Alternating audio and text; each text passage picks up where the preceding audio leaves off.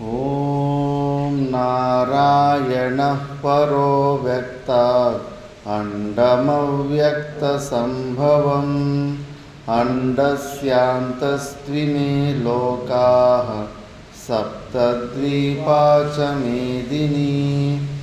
ॐ शान्ति शान्ति शान्तिः।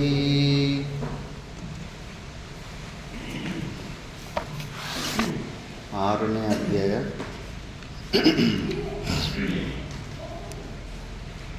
ಓಂ ಶ್ರೀ ಪರಮಾತ್ಮನೇ ನಮಃ. ಅಥ ಷಷ್ಠೋऽಧ್ಯಾಯಃ. ಆತ್ಮಸಂಯಮಯೋಗಃ. ಶ್ರೀಭಗವಾನುವಾಚ ಅನಾಶ್ರಿತಃ ಕರ್ಮಫಲಂ ಕಾರ್ಯಂ ಕರ್ಮ ಕರೋತಿ ಯಃ ಸ ಸನ್ಯಾಸಿ ಚ ಯೋಗಿ ಚ ನ ನಿರಗ್ನಿರ್ನ ಚಾಕ್ರಿಯಃ ಯಂ ಸನ್ಯಾಸಮಿತಿ ಪ್ರಾಹುರ್ ಯೋಗಂ ತಂ ವಿದ್ಧಿ ಪಾಂಡವ ನ ಹ್ಯಸನ್ಯಸ್ತಸಂಕಲ್ಪೋ ಯೋಗಿ ಭವತಿ ಕಶ್ಚನ ಆರುರುಕ್ಷೋರ್ಮುನೇರ್ಯೋಗಂ ಕರ್ಮ ಕಾರಣಮುಚ್ಯತೆ ಯೋಗಾರೂಢಸ್ಯ ತಸ್ಯೈವ ಶಮಃ ಕಾರಣಮುಚ್ಯತೆ.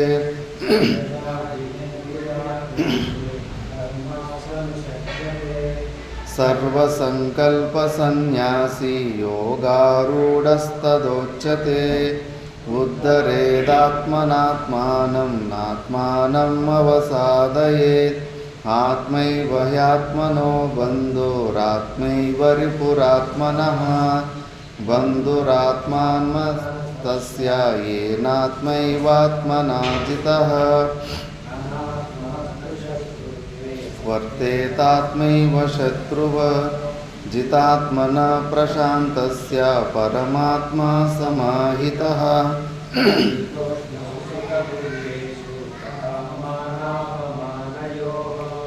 ಜ್ಞಾನವಿಜ್ಞಾನತೃಪ್ತಾತ್ಮಾ ಕೂಟಸ್ಥೋ ವಿಜಿತೇಂದ್ರಿಯಃ. ಯುಕ್ತ ಇತ್ಯುಚ್ಯತೆ ಯೋಗಿ ಸಮಲೋಷ್ಟಾಶ್ಮಕಾಂಚನಃ. ಸುಹೃನ್ಮಿತ್ರಾರ್ಯುದಾಸೀನಂ ಮಧ್ಯಸ್ಥದ್ವೇಷ್ಯ ಬಂಧುಷು. ಸಾಧುಷ್ವಪಿ ಚ ಪಾಪೇಷು ಸಮಬುದ್ಧಿರ್ವಿಶಿಷ್ಯತೆ. ಯೋಗಿ ಯುಂಜೀತ ಸತತಂ ಆತ್ಮಾನಂ ರಹಸಿ ಸ್ಥಿತಃ. ಏಕಾಕೀಯತ ಚಿತ್ತಾತ್ಮಾ ನಿರಾಶೀರ ಪರಿಗ್ರಹಃ. ಶುಚೌ ದೇಶೇ ಪ್ರತಿಷ್ಠಾಪ್ಯ ಸ್ಥಿರಮಾಸನಮಾತ್ಮನಃ. ಚ್ಯುತಂ ನಾತಿ ನೀಚಂ ಚೈಲಾಜಿನಕುಶೋತ್ತರಂ. ತತ್ರೈಕಾಗ್ರಂ ಮನಃ ಕೃತ್ವಾ ಯತಚಿತ್ತೇಂದ್ರಿಯಕ್ರಿಯಃ. ಉಪವಿಶ್ಯಾಸನೆ ಯುಜ್ಯಾತ್ ಯೋಗಮಾತ್ಮವಿಶುದ್ಧಯೇ. ಸಮಂ ಕಾಯಶಿರೋ ಗ್ರೀವಂ ಧಾರಯನ್ನಚಲಂ ಸ್ಥಿರಃ. ಸಂಪ್ರೇಕ್ಷ್ಯ ನಾಸಿಕಾಗ್ರಂ ಸ್ವಂ ದಿಶಶ್ಚಾನವಲೋಕಯನ್. ಪ್ರಶಾಂತಾತ್ಮಾ ವಿಗತವೀರ್ಬ್ರಹ್ಮಚಾರಿ ವ್ರತೆ ಸ್ಥಿತಃ. ಮನಃ ಸಂಯಮ್ಯ ಮಚ್ಚಿತ್ತೋ ಯುಕ್ತ ಆಸೀತ ಮತ್ಪರಃ. ಯುಂಜನ್ನೇವಂ ಸದಾತ್ಮಾನಂ ಯೋಗಿ ನಿಯತಮಾನಸಃ.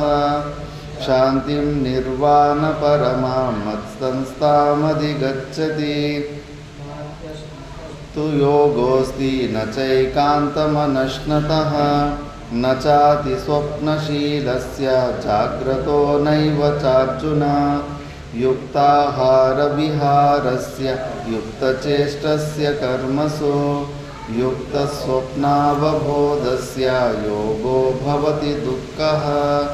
ಯದಾ ವಿನಿಯತಂ ಚಿತ್ತಂ ಆತ್ಮನ್ಯೇವಾವತಿಷ್ಠತೆ. ನಿಸ್ಪೃಹ ಸರ್ವಕಾಮೇಭ್ಯೋ ಯುಕ್ತ ಇತ್ಯುಚ್ಯತೆ ತದಾ. ನಿವಾತಸ್ಥೋ ನಿಂಗತೆ ಸೋಪಮಾ ಸ್ಮೃತಾ. ಯೋಗಿನೋ ಯತಚಿತ್ತಸ್ಯ ಯುಂಜತೋ ಯೋಗಮಾತ್ಮನಃ. ನಿರುದ್ಧಂ ಯೋಗಸೇವಯಾ. ಯತ್ರ ಚೈವಾತ್ಮನಾತ್ಮಾನಂ ಪಶ್ಯನ್ನಾತ್ಮನಿ ತುಷ್ಯತಿ. ಸುಖಮಾತ್ಯ वेत्ति यत्र न चैवायं स्थिरश्चरति तत्त्वतः यं लब्ध्वा चापरं लाभं मन्यते नाधिकं ततः केन गुरुणापि विचाल्यते तं विद्या दुःखसंयोगा वियोगं योगसंज्ञितं स निश्चयेन योक्तव्यो योगो निर्विण्णचेतसा संकल्पप्रभवान् कामास्त्यक्त्वा सर्वान् शेषतः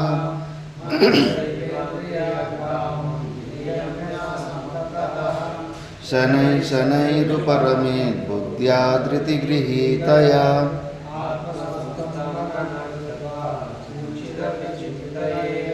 यतो यतो निश्चरति मनश्चञ्चलमस्थिरं ततस्ततो नियम्येतदात्मन्येव वशं नयेत् प्रशान्तमनसं हीनं योगिनं सुखमुत्तमम् उपैति शान्तरजसं ब्रह्मभूतमकल्मषं युञ्जन्नेवं सदात्मानं योगी विगतकल्मषः सुखेन ब्रह्मसंस्पर्शम् अत्यन्तं सुखमश्नुते सर्वभूतस्थमात्मानं सर्वभूतानि चात्मनि ईक्षते योगयुक्तात्मा सर्वत्र समदर्शनः पश्यति सर्वत्र सर्वं च मयि पश्यति तस्याहं न प्रणश्यामि स च मे न प्रणश्यति सर्वभूतस्थितं यो मां भजत्येकत्वमास्थितः सर्वथा वर्तमानोऽपि स योगी मयि वर्तते आत्मौपम्येन सर्वत्र समं पश्यति योऽर्जुन सुखं वा यदि वा दुःखं स योगी परमो मतः अर्जुन उवाच योऽयं योगस्त्वया प्रोक्तः साम्येन मधुसूदन एतस्याहं न पश्यामि चञ्चलत्वा स्थितिं स्थिरां चञ्चलं हि मनः कृष्ण प्रमाथि बलवदृढं तस्याहं निग्रहं मन्ये वायोरिव सुदुष्करम्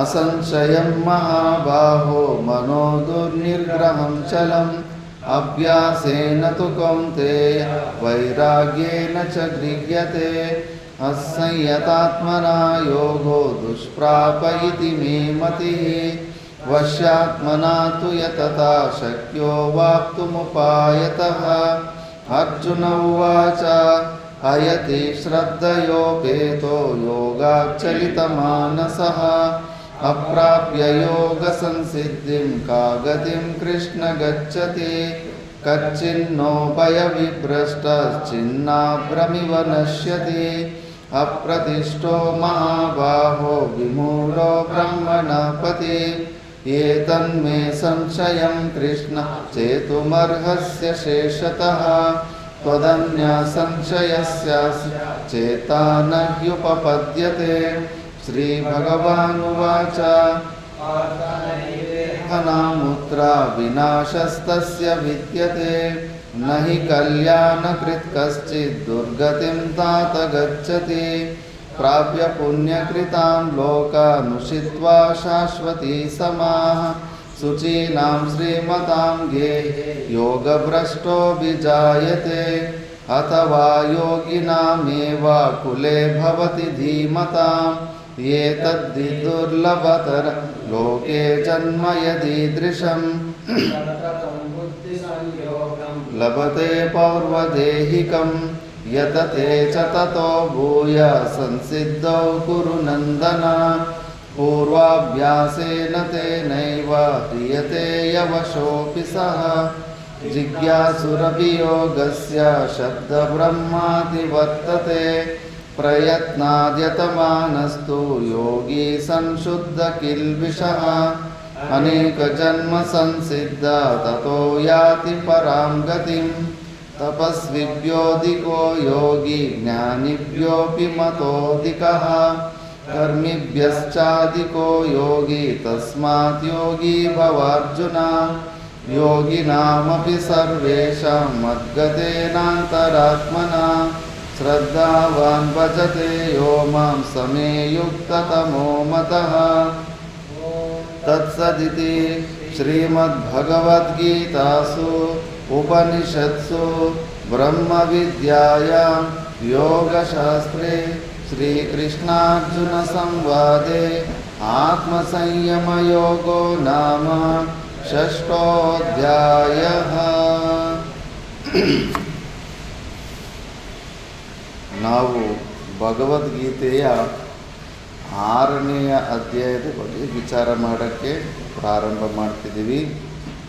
ಈ ಅಧ್ಯಾಯದ ಹೆಸರು ವ್ಯಾಸ ಭಗವಾನರು ಧ್ಯಾನ ಯೋಗ ಅಂತ ಇಟ್ಟಿದ್ದಾರೆ. ಪೂರ್ವ ಅಧ್ಯಾಯದಲ್ಲಿ ಇದರ ಬಗ್ಗೆ ಸ್ವಲ್ಪ ಉಲ್ಲೇಖನೆ ಬಂದಿತ್ತು. ಆ ಉಲ್ಲೇಖನೆ ಬಂದಿರೋ ಧ್ಯಾನ ಯೋಗದ ಬಗ್ಗೆನೇ ವ್ಯಾಖ್ಯಾ ರೂಪದಲ್ಲಿ ಈ 6ನೇ ಅಧ್ಯಾಯ.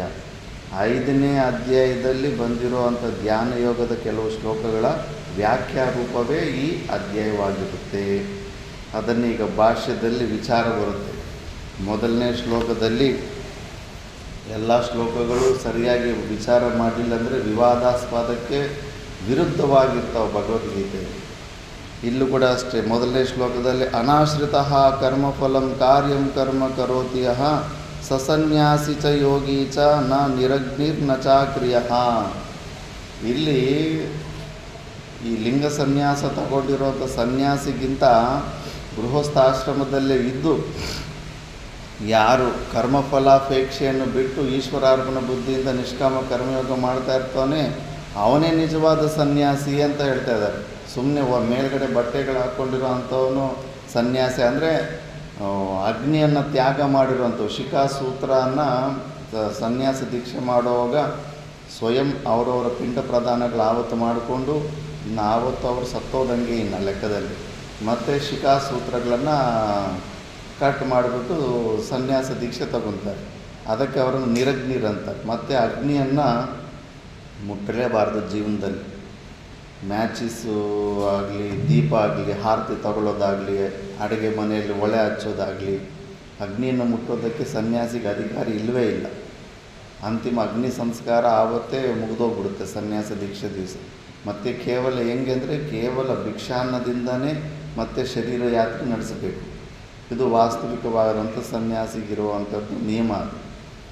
ಮತ್ತು ಮಠದ ಆಮ್ನಾಯ ಅಂತಾರೆ. ಮಠದ ಕೆಲವೊಂದು ರೂಲ್ಸು ಮತ್ತು ಆ ಗುರು ಪರಂಪರೆಯಲ್ಲಿ ಗುರುಗಳು ಕೆಲವೊಂದು ಎಲ್ಲರಿಗೂ ಮೆಮೊರಿ ಪವರ್ ಕಡಿಮೆ ಆಗ್ತಾಯಿದೆ. ಗ್ರಂಥಗಳು ಇಲ್ದಿರ ಮೈಂಡಲ್ಲೇ ಶಾಸ್ತ್ರವನ್ನು ತುಂಬಿ ಇಟ್ಟುಕೊಂಡಿರೋ ಅಂಥ ಏಕಶ್ರುತದವರು ಏಕ ಸಂಗ್ರಾಹಿಗಳು ಅಂಥ ಸಾಮರ್ಥ್ಯ ಕಲಿಯುಗದಲ್ಲಿ ಕ್ಷೀಣವಾಗಿ ಹೋಗ್ತಾ ಇರುತ್ತೆ. ಆದ್ದರಿಂದ ಇಷ್ಟೊಂದೆಲ್ಲ ಗ್ರಂಥಗಳು ಒತ್ತುಕೊಂಡು ಪರಿರಾಜಕ ಜೀವನ ಮಾಡೋದಕ್ಕಾಗೋದಿಲ್ಲ. ಮತ್ತು ಭಿಕ್ಷಾಟನೆಯೂ ಕೂಡ ಬರ್ತಾ ಕಲಿಯುಗದಲ್ಲಿ ಯಾರು ಭಿಕ್ಷೆಯನ್ನು ಕೂಡ ಸರಿಯಾಗಿ ಕೊಡೋ ಪರಿಸ್ಥಿತಿ ಇಲ್ಲ. ಭಿಕ್ಷಾನ್ನ ಮಾಡ್ಕೊಂತ ಜೀವನ ನಡೆಸೋದು ಕೂಡ ತುಂಬ ಕಠಿಣವಾದಂಥ ಪರಿಸ್ಥಿತಿ ಬರುತ್ತೆ ಅನ್ನೋದು ಯೋಗಿಗಳನ್ನು ನೋಡಿ ಫಸ್ಟು ಬೌದ್ಧ ಮತದಲ್ಲಿ ಬುದ್ಧ ಭಗವಾನರೇ ಸ್ಟಾರ್ಟ್ ಮಾಡಿದ್ದು ಮಠಗಳು. ಅಷ್ಟಕ್ಕೆ ಮುಂಚೆ ಕುಟೀಚಕರಿದ್ದರಷ್ಟೇ. ಇಂಡಿವಿಜುವಲಾಗಿ ಸಣ್ಣ ಗುಡಿಸಲು ಕಾಡಲ್ಲಿ ಕಟ್ಕೊಂಡು ಆ ಥರ ಸಾಧನೆ ಮಾಡಿಕೊಂಡು ಮತ್ತು ಆ ಗುಡಿಸಲು ಅಲ್ಲಿಗೆ ಸ್ವಾಹ, ಮತ್ತು ಅದರ ಪರಂಪರೆ ಇರ್ತಿರಲಿಲ್ಲ. ಫಸ್ಟು ಈ ಮಠಗಳದ್ದು ಬೌದ್ಧ ಸನ್ಯಾಸಿಗಳಿಂದಲೇ ಬಂದಿತ್ತು. ಅದಾದ ಮೇಲೆ ಭಾಷ್ಯಕಾರ ಭಗವಾನರು 4 ಮಠಗಳು ಸ್ಥಾಪನೆ ಮಾಡಿ ಅದರ ಇಂಪಾರ್ಟೆನ್ಸು, ಅದರ ಅವಶ್ಯಕತೆ, ಅವರು ಕೂಡ ಜೀವನ್ಮುಕ್ತ ಪುರುಷರು ಭವಿಷ್ಯತ್ ಕಾಲನ ನೋಡುವಂಥ ಸಾಮರ್ಥ್ಯ ಇರುವಂಥವ್ರು. ಅವರು ಅಂಗೀಕಾರ ಮಾಡಿದ್ದಾರೆ. ಅಲ್ಲಿ ತನಕ ಸ್ವಲ್ಪ ಇತ್ತು.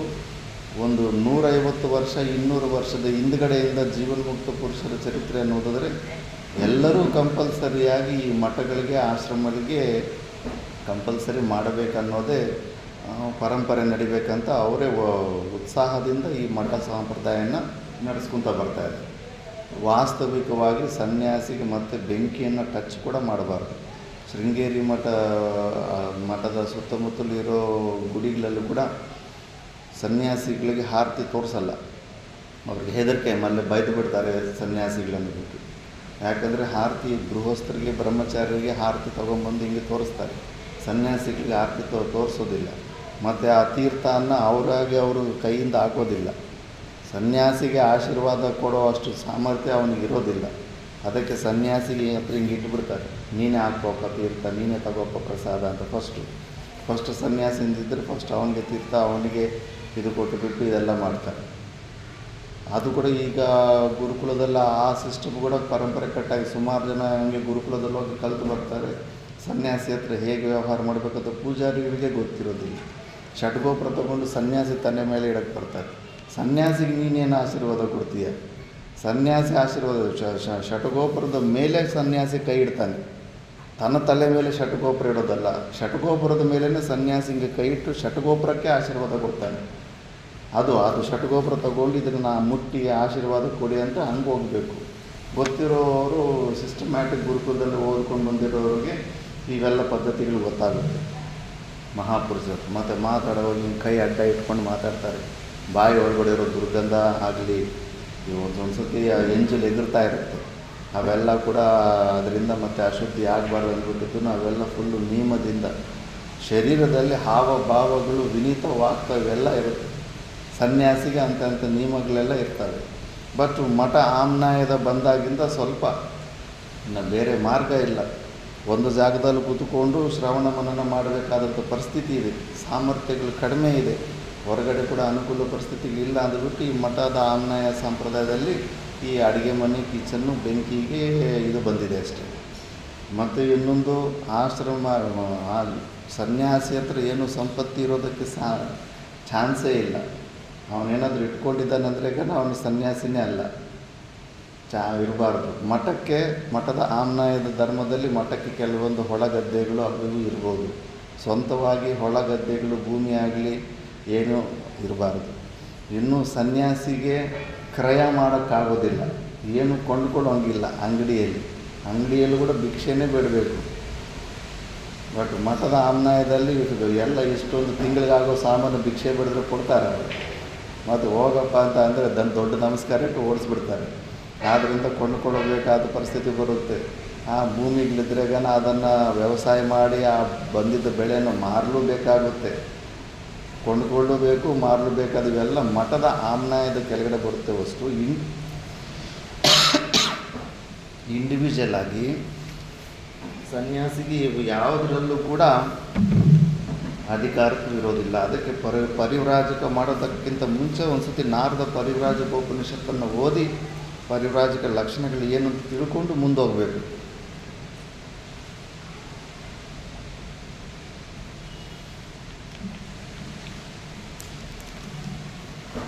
ಈ ನಿಯಮಗಳು ಸುಮ್ಮನೆ ಆ ಜೀವಿಗೆ ಹಿಂಸೆ ಕೊಡಬೇಕಂತಲ್ಲ. ಈ ಸನ್ಯಾಸಿಗೆ ಬ್ರಹ್ಮಚಾರಿಗೆ ಇಟ್ಟಿರೋ ನಿಯಮಗಳಲ್ಲಿ ಅಹಮ್ಮಮ ಭಾವಗಳನ್ನು ತೊಲಗಿಸ್ಕೊಳ್ಳೋದಕ್ಕೆ ಒಂದು ಪದ್ಧತಿ ಇದೆ. ಅದರಲ್ಲಿ ಆ ಪದ್ಧತಿನೇ ನಷ್ಟ ಆಗಿಬಿಡುತ್ತೆ. ನಾವು ಮತ್ತೆ ಅದರಲ್ಲಿ ಎಕ್ಸ್ಟ್ರಾ ಅಡಿಷ್ನಲಿ ಅದು ಇದು ಮಾಡ್ಕೊಂಡ್ಬಿಟ್ರೆ ಪರಿವ್ರಾಜಕ ಜೀವನದಲ್ಲಿ ಬರಿಗೈಯಲ್ಲಿ ಮಾಡಬೇಕು. ಏನು ಬಂದರೂ ಭಿಕ್ಷಾಟನೆ ದಕ್ಷಿಣೆಯಿಂದನೇ ಮುಂದೆ ಹೋಗ್ತಾ ಇರಬೇಕು. ನಾವು ಬ್ಯಾಂಕ್ ಅಕೌಂಟು ಸೇಫ್ಟಿಯಿಂದ ಇಟ್ಕೊಂಡು ಹೋದ್ರೆಗನ ಆ ಅಹಮ್ಮಮ ಭಾವಗಳು ಅವೇನು ಗೊತ್ತೇ ಆಗೋದಿಲ್ಲ. ಪರಿವ್ರಾಜಕ ಜೀವನದ ಕಷ್ಟಗಳೇನು, ಆ ಮನಸ್ಸು ಬುದ್ಧಿಗಳು ಒಂದು ದಿವಸ 2 ದಿವಸ ಆಹಾರ ಸಿಗಲಿಲ್ಲ ಅಂದರೆ ಅದು ಆಕುಲತೆ ಹೆಂಗಿರುತ್ತೆ, ಅಲ್ಲಿ ವೇದಾಂತದ ನಿಶ್ಚಯ ಹೆಂಗೆ ಯಾವ ಮಟ್ಟಕ್ಕೆ ಇರುತ್ತೆ, ಶರೀರ ಇನ್ನು ಯೋಗ ಆಗಿಬಿಡುತ್ತೆ, ಆಹಾರದ ಕೊರತೆಯಿಂದ ಅಂದಾಗ ಹೆಂಗೆ ನಮ್ಮ ವೇದಾಂತ ನಿಶ್ಚಯ ಆವಾಗ ಯಾವ ಮಟ್ಟದಲ್ಲಿರುತ್ತೆ, ಅವೆಲ್ಲ ಚೆಕ್ ಮಾಡಿಕೊಡೋದಕ್ಕೆ ಅದೊಂದು ಅದ್ಭುತವಾದಂಥ ಅವಕಾಶ. ಆ ಅವಕಾಶವನ್ನು ಪಿಕ್ನಿಕ್ ಥರ ಮಾಡ್ಕೊಂಡ್ಬಿಟ್ರೆಗೇ ಅದು ಸಿಗೋದಿಲ್ಲ. ಅದರಿಂದ ಸಿಗಬೇಕಾದಂಥ ಅಹಮ್ಮಮ ಭಾವಗಳು ತೊಡಗಿಸ್ಕೊಡುವಂಥದ್ದು, ಭಯರಾಹಿತ್ಯವಾದಂಥ ತೊಡಗಿಸ್ಕೊಳ್ಳುವಂಥದ್ದು, ತಪಶ್ಚರ್ಯ ಇವೆಲ್ಲ ಕೂಡ ನಷ್ಟ ಆಗಿಬಿಡುತ್ತೆ. ಅದಕ್ಕೆ ಸನ್ಯಾಸಿನ ನಿರಗ್ನಿ ಅಂತಾರೆ. ನಿರಗ್ನಿ ಅಂದರೆ ಈ ಥರ ಒಂದು ಲಕ್ಷಣಗಳು ಸನ್ಯಾಸಿಗೆ ಸುಮಾರು ಇರ್ತವೆ. ಈ ಥರ ಮಾಡಬೇಕು, ಈ ಥರ ಮಾಡಬಾರ್ದು ಅಂತ. ಅವೆಲ್ಲ ನಿಯಮಗಳು ಋಷಿ ಪರಂಪರೆ ಅಂತಲೇ ಇರೋದು. ಶಾಸ್ತ್ರದ ಪ್ರಮಾಣವೂ ಇದೆ. ಸನ್ಯಾಸಿ ಆದವನಿಗೆ ನಾರದ ಪರಿವ್ರಾಜಕ ಉಪನಿಷತ್ತು ಇವೆಲ್ಲ ಕೂಡ. ಅದು ಸನ್ಯಾಸ ಮುಖ್ಯವಾಗಿ ಕಲಿಯುಗದಲ್ಲಿ ಫಸ್ಟು ಬ್ರಹ್ಮಚಾರಿ, ಗೃಹಸ್ಥ, ವಾನಪ್ರಸ್ಥ, ಸನ್ಯಾಸ, ಈ ಕ್ರಮದಲ್ಲೇ ಸನ್ಯಾಸ ತಗೊಳ್ಳೋದು ಮೇಯ್ನು ಅಂತೇಳಿದೆ. ಯದ್ ಅಹರೇವ ವಿರಜೆ ತದ್ ಅಹರೇವ ವ್ರಜೇತ್ ಅಂತಿದೆ. ಎಕ್ಸೆಪ್ಷನಲ್ ಕೇಸಲ್ಲಿ ಪೂರ್ವಜನ್ಮದಲ್ಲಿ ಎಲ್ಲ ಸಾಧನೆ ಮಾಡಿಬಿಟ್ಟಿರ್ತಾರೆ. ಅವನಿಗೆ ಗೃಹಸ್ಥ ಆಶ್ರಮದಲ್ಲಿ ಎಂಟ್ರಿ ಮಾಡೋದಕ್ಕೆ ಒಂದು ಕಾರಣ, ಒಂದು ಇಚ್ಛೆನೂ ಇರೋದಿಲ್ಲ ಅಂಥವನು ಬ್ರಹ್ಮಚಾರಿ ಆಶ್ರಮದಲ್ಲಾಗಲಿ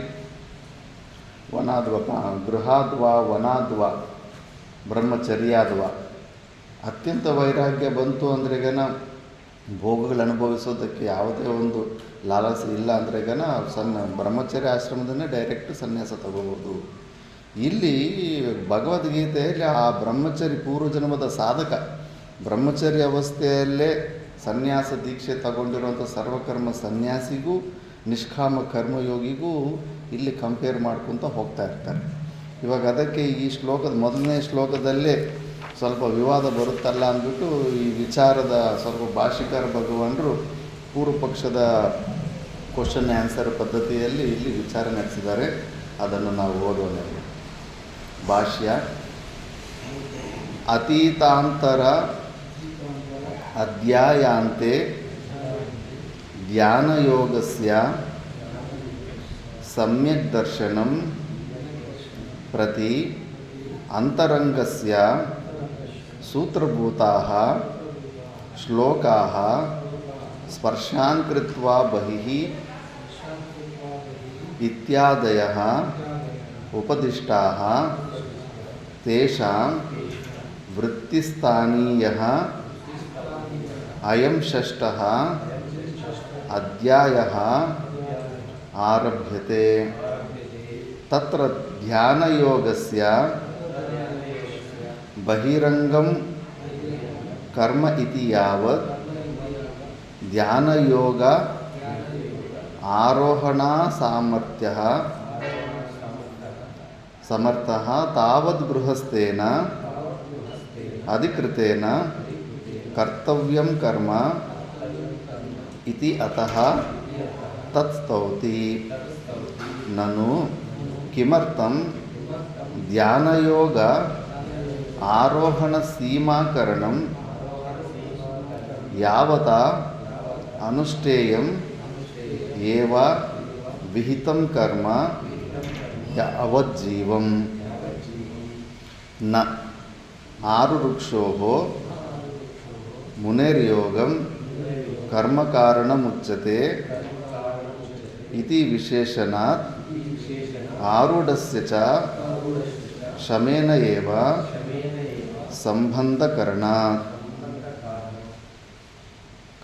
ಸಂಬಂಧಕರಣಾತ್ ಆರುರುಕ್ಷೋಃ ಆರೂಢಸ್ಯ ಚ ಶಮಃ ಕರ್ಮ ಚ ಉಭಯಂ ಕರ್ತವ್ಯತ್ವೇನ ಅಭಿಪ್ರೇತಂ ಚೇತ್ ಸ್ಯಾತ್ ತದಾ ಆರುರುಕ್ಷೋಃ ಆರೂಢಸ್ಯ ಚ ಇತಿ ಶಮಕರ್ಮ ವಿಷಯಭೇದೇನ ವಿಶೇಷಣಂ ವಿಭಾಗಕರಣಂಚ ಅನರ್ಥಕಂ ಸ್ಯಾತ್. ಇಲ್ಲಿ ತನಕ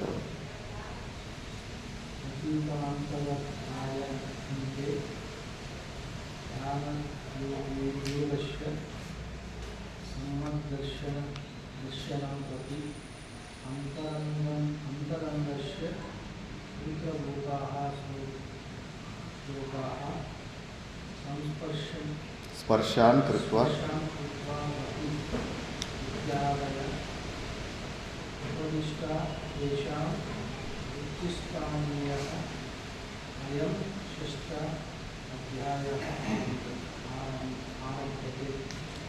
तत्र ध्यानयोगस्य बहिरङ्गं कर्म इति यावत्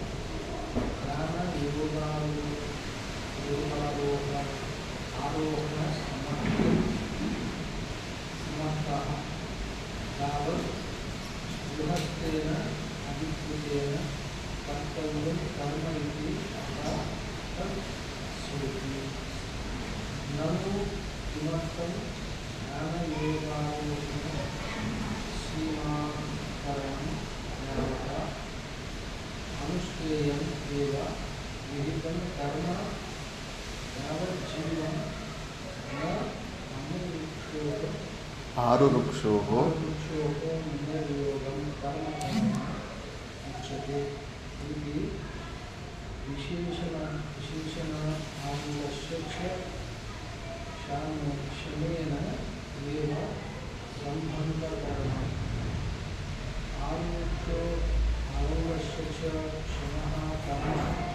च उभयं कर्म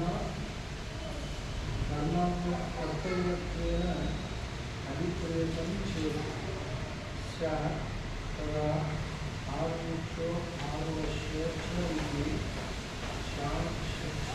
समकर्म विषयभेदेन विशेषणं विभागकारणं च अनर्थकं स्यात्. ಅಲ್ಲಿ ಭಾಷ್ಯಕಾರ ಭಗವಾನ್ ಹೇಳ್ತಾ ಇದ್ದಾರೆ, ಅತೀತ ಅಂತರ ಅಧ್ಯಾಯಾಂತೆ ಧ್ಯಾನಯೋಗಸ್ಯ ಸಮ್ಯಕ್ ದರ್ಶನಂ ಪ್ರತಿ ಅಂತರಂಗಸ್ಯ ಸೂತ್ರಭೂತಾಃ ಶ್ಲೋಕಾಃ. ಅಂದರೆ ಪೂರ್ವ ಅಧ್ಯಾಯದಲ್ಲಿ, ಅತೀತ ಅಂದರೆ ಪೂರ್ವ ಅಧ್ಯಾಯದಲ್ಲಿ ಧ್ಯಾನ ಯೋಗದ ಬಗ್ಗೆ ಕೆಲವೊಂದು ಶ್ಲೋಕಗಳು ಸ್ಟಾರ್ಟ್ ಆಯಿತು. 27, 28, 29 3 ಶ್ಲೋಕಗಳು.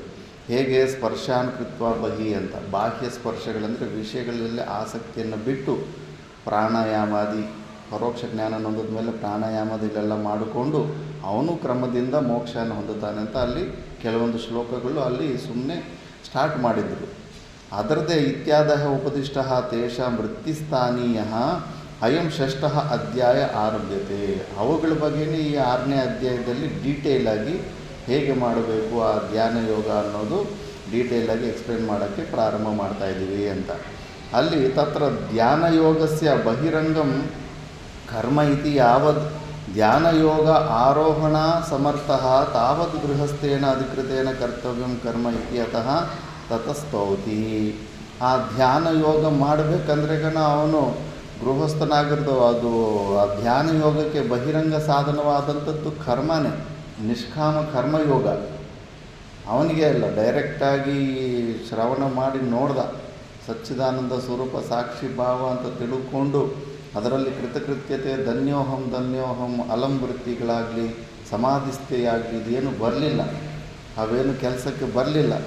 ಮತ್ತು ಅದಾದ ಬರ್ತಾ ಇಲ್ಲ ಅಂದಮೇಲೆ ಒಂದು ಸ್ಟೆಪ್ ಕೆಳಗಡೆ ಇಳಿಬೇಕು ಅನ್ನಿಸ್ತು. ಓಹೋ, ನಾನು ಉತ್ತಮಾಧಿಕಾರಿ ಅಲ್ಲ, ಆಗಿದ್ದಿದ್ದರೆ ಒಂದೇ ಸತಿ ತತ್ವಮಸಿ ಅಂದ ತಕ್ಷಣ ಟಕ್ ಅಂತ ಸ್ಥಿತಿಗೆ ಹೋಗಬೇಕಾಗಿತ್ತು. ನನ್ನ ಅಂತಃಕರಣದಲ್ಲಿ ಮಲಿನತೆ ಇದೆ. ಆ ಮಲಿನವನ್ನು ಹೇಗೆ ತೊಳ್ಕೋಬೇಕಂದ್ರೆ ನಿಷ್ಕಾಮ ಕರ್ಮಯೋಗದಿಂದ ಈಶ್ವರಾರ್ಪಣ ಬುದ್ಧಿಯಿಂದ ಇನ್ನಷ್ಟು ಸ್ವಲ್ಪ ಕರ್ಮಗಳು ಮಾಡಿದಾಗ ಒಂದು ಅವಸಾನ ಬರುತ್ತೆ. ಆ ಅವಸಾನದಲ್ಲಿ ಅದನ್ನು ಬಿಟ್ಟು ಮತ್ತೆ ಆವಾಗ ಮತ್ತೆ ಈ ಜ್ಞಾನದಿಂದ ಈ ಉಪದೇಶದಿಂದ ಮತ್ತೆ ಆ ಸ್ಥಿತಿಯನ್ನು ಹೊಂದಬಹುದು ಅನ್ನೋದು ಅವನು ತಿಳ್ಕೊಂಡಿರ್ತಾನೆ. ಫಸ್ಟ್ ಬೆಸ್ಟ್ ಆಗಲಿಲ್ಲ, ಅದಕ್ಕೆ ಎಲಿಜಿಬಿಲಿಟಿ ಇಲ್ಲ, ಅದಾದಮೇಲೆ ಅದಕ್ಕೆ ಸೆಕೆಂಡ್ ಬೆಸ್ಟಿಗೆ ಟ್ರೈ ಮಾಡ್ತಾ ಇದ್ದಾನೆ. ಅದಕ್ಕೆ ಅವನಿಗೆ ಮೇಯ್ನು ಸಾಧನೆ ಅದೇ. ಇವನು ಬುದ್ಧಿವಂತ, ಅದರಲ್ಲಿ ಅರ್ಹತೆ ಇಲ್ಲದಿರೋ ಜ್ಞಾನಾಭಾಸದಿಂದ ಜೀವನನ ವ್ಯರ್ಥ ಮಾಡಿಕೊಂಡು, ಈಗ ಇದರಲ್ಲಿ ಬರುತ್ತೆ ಕರ್ಮಗಳು ಹೆಂಗೆ ಕರ್ಮ ಸಿದ್ಧಾಂತ ಅಂತ. ನೀನು ಹೆಚ್ಚು ಕರ್ಮಗಳು ಈಶ್ವರಾರ್ಪಣ ಬುದ್ಧಿಯಿಂದ ಕರ್ಮಗಳು ಮಾಡ್ತಿದೆಯಲ್ಲ, ಆ ಕರ್ಮಗಳು ಮಾಡಿ ಕೂಡ ನೀನು ಜ್ಞಾನ ನಿಷ್ಠೆಯನ್ನು ಹೊಂದಿ ಮೋಕ್ಷನ ಹೊಂದಲಿಲ್ಲ ಅಂದರೆ ನಿನಗೇನೋ ಕರ್ತೃತ್ವ ಭೋಕ್ತೃತ್ವ ಇಲ್ಲದಿರೇ ಕರ್ಮಗಳು ಮಾಡಿದೆಯಾ, ಅದು ನನಗೆ ಸಂಬಂಧ ಇಲ್ಲ ಕೂಡ ಅಂತ ಇರ್ತೀಯ. ಅದು ನೀನು ಜ್ಞಾನ ನಿಷ್ಠೆಯನ್ನು ಹೊಂದಿದ್ರೇ ಸಂಬಂಧ ಇಲ್ದಿರ ಆಗುತ್ತೆ. ಇಲ್ಲ ಅಂದರೆ ಹೆಚ್ಚು ಕರ್ಮ ಮಾಡಿದ್ರೆ ಇನ್ನೂ ಹೆಚ್ಚು ಪುಣ್ಯ ಬರುತ್ತೆ. ಅದರಿಂದ ಆ ಪುಣ್ಯ ಫಲನ ಅನುಭವಿಸೋದಕ್ಕೆ ಕೂಡ ಮತ್ತೆ ನೀನು ಜನ್ಮಗಳು ಬರಲೇಬೇಕು. ಮತ್ತು ಸುಮ್ಮನೆ ಅದೇನೋ ಈಸಿಯಾಗಿತ್ತು, ಒಂದು ಒಳ್ಳೆ ತುಂಬ ಈಸಿಯಾಗಿದೆ ಅಂದ್ಬಿಟ್ಟು ಅದರಲ್ಲೇ ಕಾಂಪ್ರಮೈಸ್ ಆಗಿಬಿಟ್ಟು ಕರ್ತೃತ್ವವಾದ ಈಶ್ವರಾರ್ಪಣ ಬುದ್ಧಿಯಿಂದ ಮಾಡ್ತಿದ್ನಂತಿದ್ರೆಗನ ಮತ್ತೆ ಜನ್ಮ ಕೇಳ್ಕೊಂಡು ಬಂದ್ಬಿಡುತ್ತೆ. ఈశ్వరార్పణ బుద్ధితో చేస్తూ ఉంటే ఇంకా ఎక్కువ పుణ్యం వస్తుందంటాడు. ನಾರ್ಮಲ್ ಆಗಿ ಸ್ವಾರ್ಥದಿಂದ ಬರೋವನಿಗೆ ಅವನು ಒಳ್ಳೆ ಕೆಲಸ ಮಾಡೋದು ಪುಣ್ಯ ಬರುತ್ತೆ. ಈಶ್ವರಾರ್ಪಣ ಬುದ್ಧಿಯಿಂದ ಬಂದರೆ ಇನ್ನೂ ಓವರ್ ಜಾಸ್ತಿ ಪುಣ್ಯ ಬಂದು ಮತ್ತೆ ಇನ್ನೂ ಸ್ವರ್ಗಾದಿ ಲೋಕಗಳು ಬ್ರಹ್ಮ ಲೋಕಗಳು ಬರುತ್ತೆ. ಇದರಲ್ಲಿ ಯೋಗಭ್ರಷ್ಟರು, 2 ಪ್ರಕಾರದ ಯೋಗಭ್ರಷ್ಟರು ಏನಾಗ್ತಾರೆ ಅವರು ಅಂತ, ಮೋಕ್ಷನ ಹೊಂದಲಿಲ್ಲ ಅಂದರೆ ಮತ್ತೆ ಜನ್ಮಗಳಿಗೆ ವಾಪಸ್ ಬರಬೇಕಾಗುತ್ತೆ. ಬಟ್ ಬೆಟರ್ ಆಗಿರ್ತಾನೆ, ಮತ್ತೆ ಎಲ್ಲಿ ಸಾಧನೆ ಬಿಟ್ಟಿರ್ತಾನೆ ಅಲ್ಲಿಂದ ಕಂಟಿನ್ಯೂ ಮಾಡ್ತಾನೆ. ಬಟ್ ಅದೇ ಅಂದ್ಬಿಟ್ಟು ಅದರಲ್ಲೇ ರಥರಾಗ್ಬಿಡೋದಲ್ಲ. ಅದರಿಂದ ಜ್ಞಾನ ನಿಷ್ಠೆ ಕಡೆ ಬರಲೇಬೇಕಾಗುತ್ತೆ, ಜ್ಞಾನನ ಹೊಂದಲೇಬೇಕಾಗುತ್ತೆ. ಜ್ಞಾನನ ಡೈರೆಕ್ಟಾಗಿ ಹೊಂದೋಕ್ಕಾಗೋದಕ್ಕೆ ಯೋಗ್ಯತೆ ಇಲ್ಲದೆ ಇದ್ದಿದ್ದಕ್ಕೆ ಆ ಸೆಕೆಂಡ್ ಬೆಸ್ಟನ್ನು ನಾವು ಆಲಂಬನೆ ಇಟ್ಕೊಂಡಿದ್ದೀವಿ. ಸೆಕೆಂಡ್ ಬೆಸ್ಟ್ ಇದೆಯಲ್ಲ ಅಂತ ಮತ್ತೆ ಅದೇ ಮೂರ್ಖತ್ವದಲ್ಲಿ ಮಂದಬುದ್ಧಿಯನ್ನೇ ಎಂಕರೇಜ್ ಮಾಡ್ಕೊತ ಸುಮ್ಮನೆ ಅದು ಕರ್ಮ ಮಾಡ್ಕೊತಾ ಇದ್ದರೆ ಮತ್ತೆ ಅದು ನಿನ್ನನ್ನು ಜನ್ಮಕ್ಕೆ ತೊಗೊಂಬಂದ್ಬಿಡುತ್ತೆ ಅಂತ ಈ ಭಾಷೆದಲ್ಲಿ ಬರುತ್ತೆ. ಅದಕ್ಕೆ ತುಂಬ ಹುಷಾರಾಗಿರಬೇಕು. ಕರ್ಮ ಬಂಧನಕ್ಕೆ ಕಾರಣ ಕರ್ಮನೇ. ಇವತ್ತು ಭೂಲೋಕದಲ್ಲಿ ಇಲ್ಲಿ ಒದ್ದಾಡ್ತಾ ಇದ್ದೇವೆ ಅಂದರೆ ಯಾವ ಕಾರಣದಿಂದ? ಪೂರ್ವಜನ್ಮದಲ್ಲಿ ಮಾಡಿರೋಂಥ ಕರ್ಮಗಳ ಕಾರಣ. ಅದಕ್ಕೆ ಆ ಕರ್ಮಗಳ ಬಗ್ಗೆ ತುಂಬ ಹುಷಾರಾಗಿ ನೋಡ್ಕೋಬೇಕು. ಅದಕ್ಕೆ ಅವನು ತಾವತ್ ಗೃಹಸ್ಥೇನ ಅಧಿಕೃತೇನ ಕರ್ತವ್ಯಂ ಕರ್ಮ ಇತ್ಯತಃ ಸ್ತೌತಿ. ಮತ್ತು ಅವನು ಫಸ್ಟ್ ಬೆಸ್ಟು ಮಾಡೋದಕ್ಕಾಗಲಿಲ್ಲ. ಅಷ್ಟಾವಕ್ರನ ಪ್ರವಚನ ಕೇಳಿ ಜನಕ ಮಹಾರಾಜನ ಸಮಾಧಿ ಸ್ಥಿತಿಗೆ ಹೋದಂಗೆ ಅವನು ಹೋಗೋಕ್ಕಾಗಲಿಲ್ಲ. ಅವನು ಒಳ್ಳೆಯವನಾಗಿದ್ದಾಗ ಅವನು ಮತ್ತೆ ಸೆಕೆಂಡ್ ಬೆಸ್ಟಿಗೂ ಟ್ರೈ ಮಾಡ್ತಾ ಇದ್ದಾನೆ. ಸೆಕೆಂಡ್ ಬೆಸ್ಟಿಗೆ ಟ್ರೈ ಮಾಡಬೇಕಂದ್ರೆ ಈಗ ನೀನು ಜ್ಞಾನ ಮಾರ್ಗ ಅನ್ನೋ ಸ್ತುತಿ ಮಾಡಿ ನೀನು ಅದಕ್ಕಿಂತ ವರಿಷ್ಠಾಗಿರೋ ಕರ್ಮಯೋಗನ ಮಾಡು ಅಂದರೆ ಯಾವನಿಗಾದ್ರೂ ಇಂಟ್ರೆಸ್ಟ್ ಬರುತ್ತೆ ಕೆಲಸ ಮಾಡೋದಕ್ಕೆ? ಯಾವನಿಗೂ ಇಂಟ್ರೆಸ್ಟ್ ಬರೋದಿಲ್ಲ. ಅಸಲು ಅರ್ಜುನನಿಗೆ ಇಂಟ್ರೆಸ್ಟ್ ಬರ್ತಾ ಇಲ್ಲ. ಎಷ್ಟು ಸತಿ ಕೇಳ್ತಾನೆ, ಏ ಕೃಷ್ಣ ನೀನು ನನ್ನ ಫ್ರೆಂಡು, ನನ್ನ ಭಾವ, ನೀನು ಜ್ಞಾನ ಮಾರ್ಗನೇ ಶ್ರೇಷ್ಠ, ಜ್ಞಾನಿನೇ, ನನ್ನ ಜ್ಞಾನಿ ಭಕ್ತ ನಾನೇ ಆಗಿದ್ದೀನಿ ಅಂತ ಎಲ್ಲ ಜ್ಞಾನದ ಸ್ತುತಿ, ಸನ್ಯಾಸದ ಸ್ತುತಿ ಎಲ್ಲ ಅದನ್ನು ಹೊಗಡಿಬಿಟ್ಟು ನನ್ನನ್ನು ಕರ್ಮ ಮಾಡಂತ ಹೇಳ್ತಿದೆಯಲ್ಲ. ನನ್ನ ಮೇಲೆ ನಿನಗೆ ದ್ವೇಷನ, ಕೋಪನ, ನಿಕೃಷ್ಟವಾದಂಥ ಈ ಕರ್ಮವನ್ನು ಮಾಡೋಂಥ ಅಂತ ಇದೆಯಲ್ಲ ಅಂದ್ಬಿಟ್ಟು ಅವನಿಗೆ ಇಷ್ಟ ಆಗ್ತಾಯಿಲ್ಲ, ಅರ್ಜುನನಿಗೆ ಇಷ್ಟ ಆಗ್ತಾ ಇಲ್ಲ. ಮತ್ತು ಮಿಕ್ಕಿದವ್ರಿಗೆ ಹೆಂಗೆ ಆ ನಿಷ್ಕಾಮ ಕರ್ಮಯೋಗ ಮಾಡೋದಕ್ಕೆ ಪ್ರೇರಣೆ ಯಾಕೆ ಸಿಗುತ್ತೆ? ಅದೇನು ಈಸಿ ಇದೆಯಾ? ಕರ್ಮ ಮಾಡೋದಂದರೆ ಪರಿಶ್ರಮ. ಬಲವಂತವಾಗಿ ವಿಧಿ ಇಲ್ಲದೆ ಹಸಿವು ಬಾಯಾರಿಕೆಗಳಿಂದ ಸಿಕ್ಕಾಕ್ಕೊಂಡು ಅದರ ಸಲುವಾಗಿ ಅಲ್ಲಿ ಇಲ್ಲಿ ಕೆಲಸ ಮಾಡೋ ಪರಿಸ್ಥಿತಿ ಇದೆ ಅಂದರೆ ಬರ್ತಾಯಿದೆ ಹೊರತು ಹಸಿವು ಬಾಯಾರಿಕೆ ಇಲ್ಲ ಅಂತಿದ್ರೆ ಯಾವನಿಗೂ ಕರ್ಮಗಳು ಮಾಡೋಕ್ಕೆ ಇಂಟ್ರೆಸ್ಟೇ ಇರಲ್ಲ. ಯಾಕಂದರೆ ನಮ್ಮ ಸ್ವಭಾವನೇ ನಿಷ್ಕ್ರಿಯ ತತ್ವ, ಶಾಂತ ಸ್ವರೂಪವಾಗಿರೋಂಥ ನಿಷ್ಕ್ರಿಯ ತತ್ವ. ಕ್ರಿಯೆಗಳು ನಮ್ಮ ಸ್ವರೂಪದಲ್ಲಿ ಇಲ್ಲ. ಕ್ರಿಯೆಗಳು ವಿಧಿ ಇಲ್ಲದೆ ಬಲವಂತವಾಗಿ ಮಾಡಬೇಕಾದಂಥ ಪರಿಸ್ಥಿತಿ, ಪರಾಧೀನ ಪರಿಸ್ಥಿತಿಯಿಂದ ಮಾಡಬೇಕಾದ ಬರ್ತಾ ಇರೋದು. ಮತ್ತು ಅಂಥವನಿಗೆ ಕರ್ಮದಲ್ಲಿ ಇಂಟ್ರೆಸ್ಟ್ ಯಾಕೆ ಬರುತ್ತೆ? ಅದಕ್ಕೆ ಅವನಿಗೆ ಇಂಟ್ರೆಸ್ಟ್ ಬರೋದಕ್ಕೆ ಭಗವದ್ಗೀತೆಯಲ್ಲಿ ಸ್ತುತಿ ಮಾಡಬೇಕು. ಸ್ತುತಿ ಮಾಡಿದಾನೆ ಭಗವಂತ ಅಷ್ಟೇ ಹೊರತು ಸರ್ವಕರ್ಮ ಸನ್ಯಾಸಿಗಿಂತ ನಿಷ್ಕಾಮ ಕರ್ಮಯೋಗಿ ಯಾವತ್ತಿಗೂ ಶ್ರೇಷ್ಠ ಅಲ್ಲ ಅಂತ ಇದರಲ್ಲಿ ಅದಕ್ಕೆ ತತ್ಸ್ತೌತಿ. ಈಗ ಪೂರ್ವ ಪಕ್ಷಿ ಬರ್ತಾನೆ, ಹಂಗೆ ಯಾಕಂದ್ರೆ ಅಂದ್ಕೊಡ್ತೀಯ ನೀವು ಕರ್ಮದ ಮೇಲೆ ಯಾವಾಗಲೂ ಕಟ್ಟಿಗೆ ತಗೊಂಡು ಯಾಕೆ ಹೊಡಿತೀರಾ? ನಾನು ಕಿಮರ್ಥಂ ಧ್ಯಾನ ಯೋಗ ಆರೋಹಣ ಸೀಮಾಕರಣಂ. ಇಲ್ಲಿ ಆ ಶ್ಲೋಕಗಳು ಬರುತ್ತೆ. ಈ ಧ್ಯಾನ ಯೋಗ ನಿಷ್ಕಾಮ ಕರ್ಮಯೋಗಕ್ಕೆ ಒಂದು ಸೀಮಾ ಇಟ್ಟಿದ್ದಾರೆ. ಎಲ್ಲಿ ತನಕ ಅಂದರೆ ಅಂತಃಕರಣ ಶುದ್ಧಿ ಬರೋ ತನಕನೇ ಮಾಡು. ಮತ್ತು ಜ್ಞಾನಾರ್ಜನೆ ಆಗೋಯ್ತಂದ್ರೆ ನಿನಗೆ ಪ್ರಪಂಚದಲ್ಲಿ ಮಿಥ್ಯಾತ್ವ ದರ್ಶನ ಆಗಿ ನಿನ್ನಲ್ಲಿರೋ ಅಹಮಮ ಭಾವಗಳು ಡೈಲ್ಯೂಟ್ ಆಗಿಬಿಟ್ರೆ ಅಲ್ಲಿ ನಿಲ್ಲಿಸ್ಬಿಡು ಅಂತ ಅದಕ್ಕೊಂದು ಸೀಮಾ, ಒಂದು ಬಾರ್ಡರ್ ಇದೆ. ಆ ಬಾರ್ಡರಾಗ ನಿಲ್ಲಿಸ್ಬಿಟ್ಟ ಮೇಲೆ ಮತ್ತೆ ಅವನು ಆರೂಢ ಆಗಿರ್ತಾನೆ. ಫಸ್ಟು ಆರೂರುಕ್ಷ. ಈ ಆರೂರುಕ್ಷ ಅಂದರೆ ಆರೂಢ ಆಗೋದಕ್ಕೆ ಇಚ್ಛೆ ಪಡ್ತಾ ಇರೋರು, ಅಂತಃಕರಣ ಶುದ್ಧಿಯನ್ನು ಒಂದು ಜ್ಞಾನ ಮೋಕ್ಷನ ಹೊಂದಬೇಕಂತ ಪ್ರಯತ್ನ ಮಾಡೋ ಇಚ್ಛೆ ಇದ್ದು ಪ್ರಯತ್ನ ಮಾಡೋ ಅಂಥವನಿಗೆ ಈ ನಿಷ್ಕಾಮ ಕರ್ಮಯೋಗ.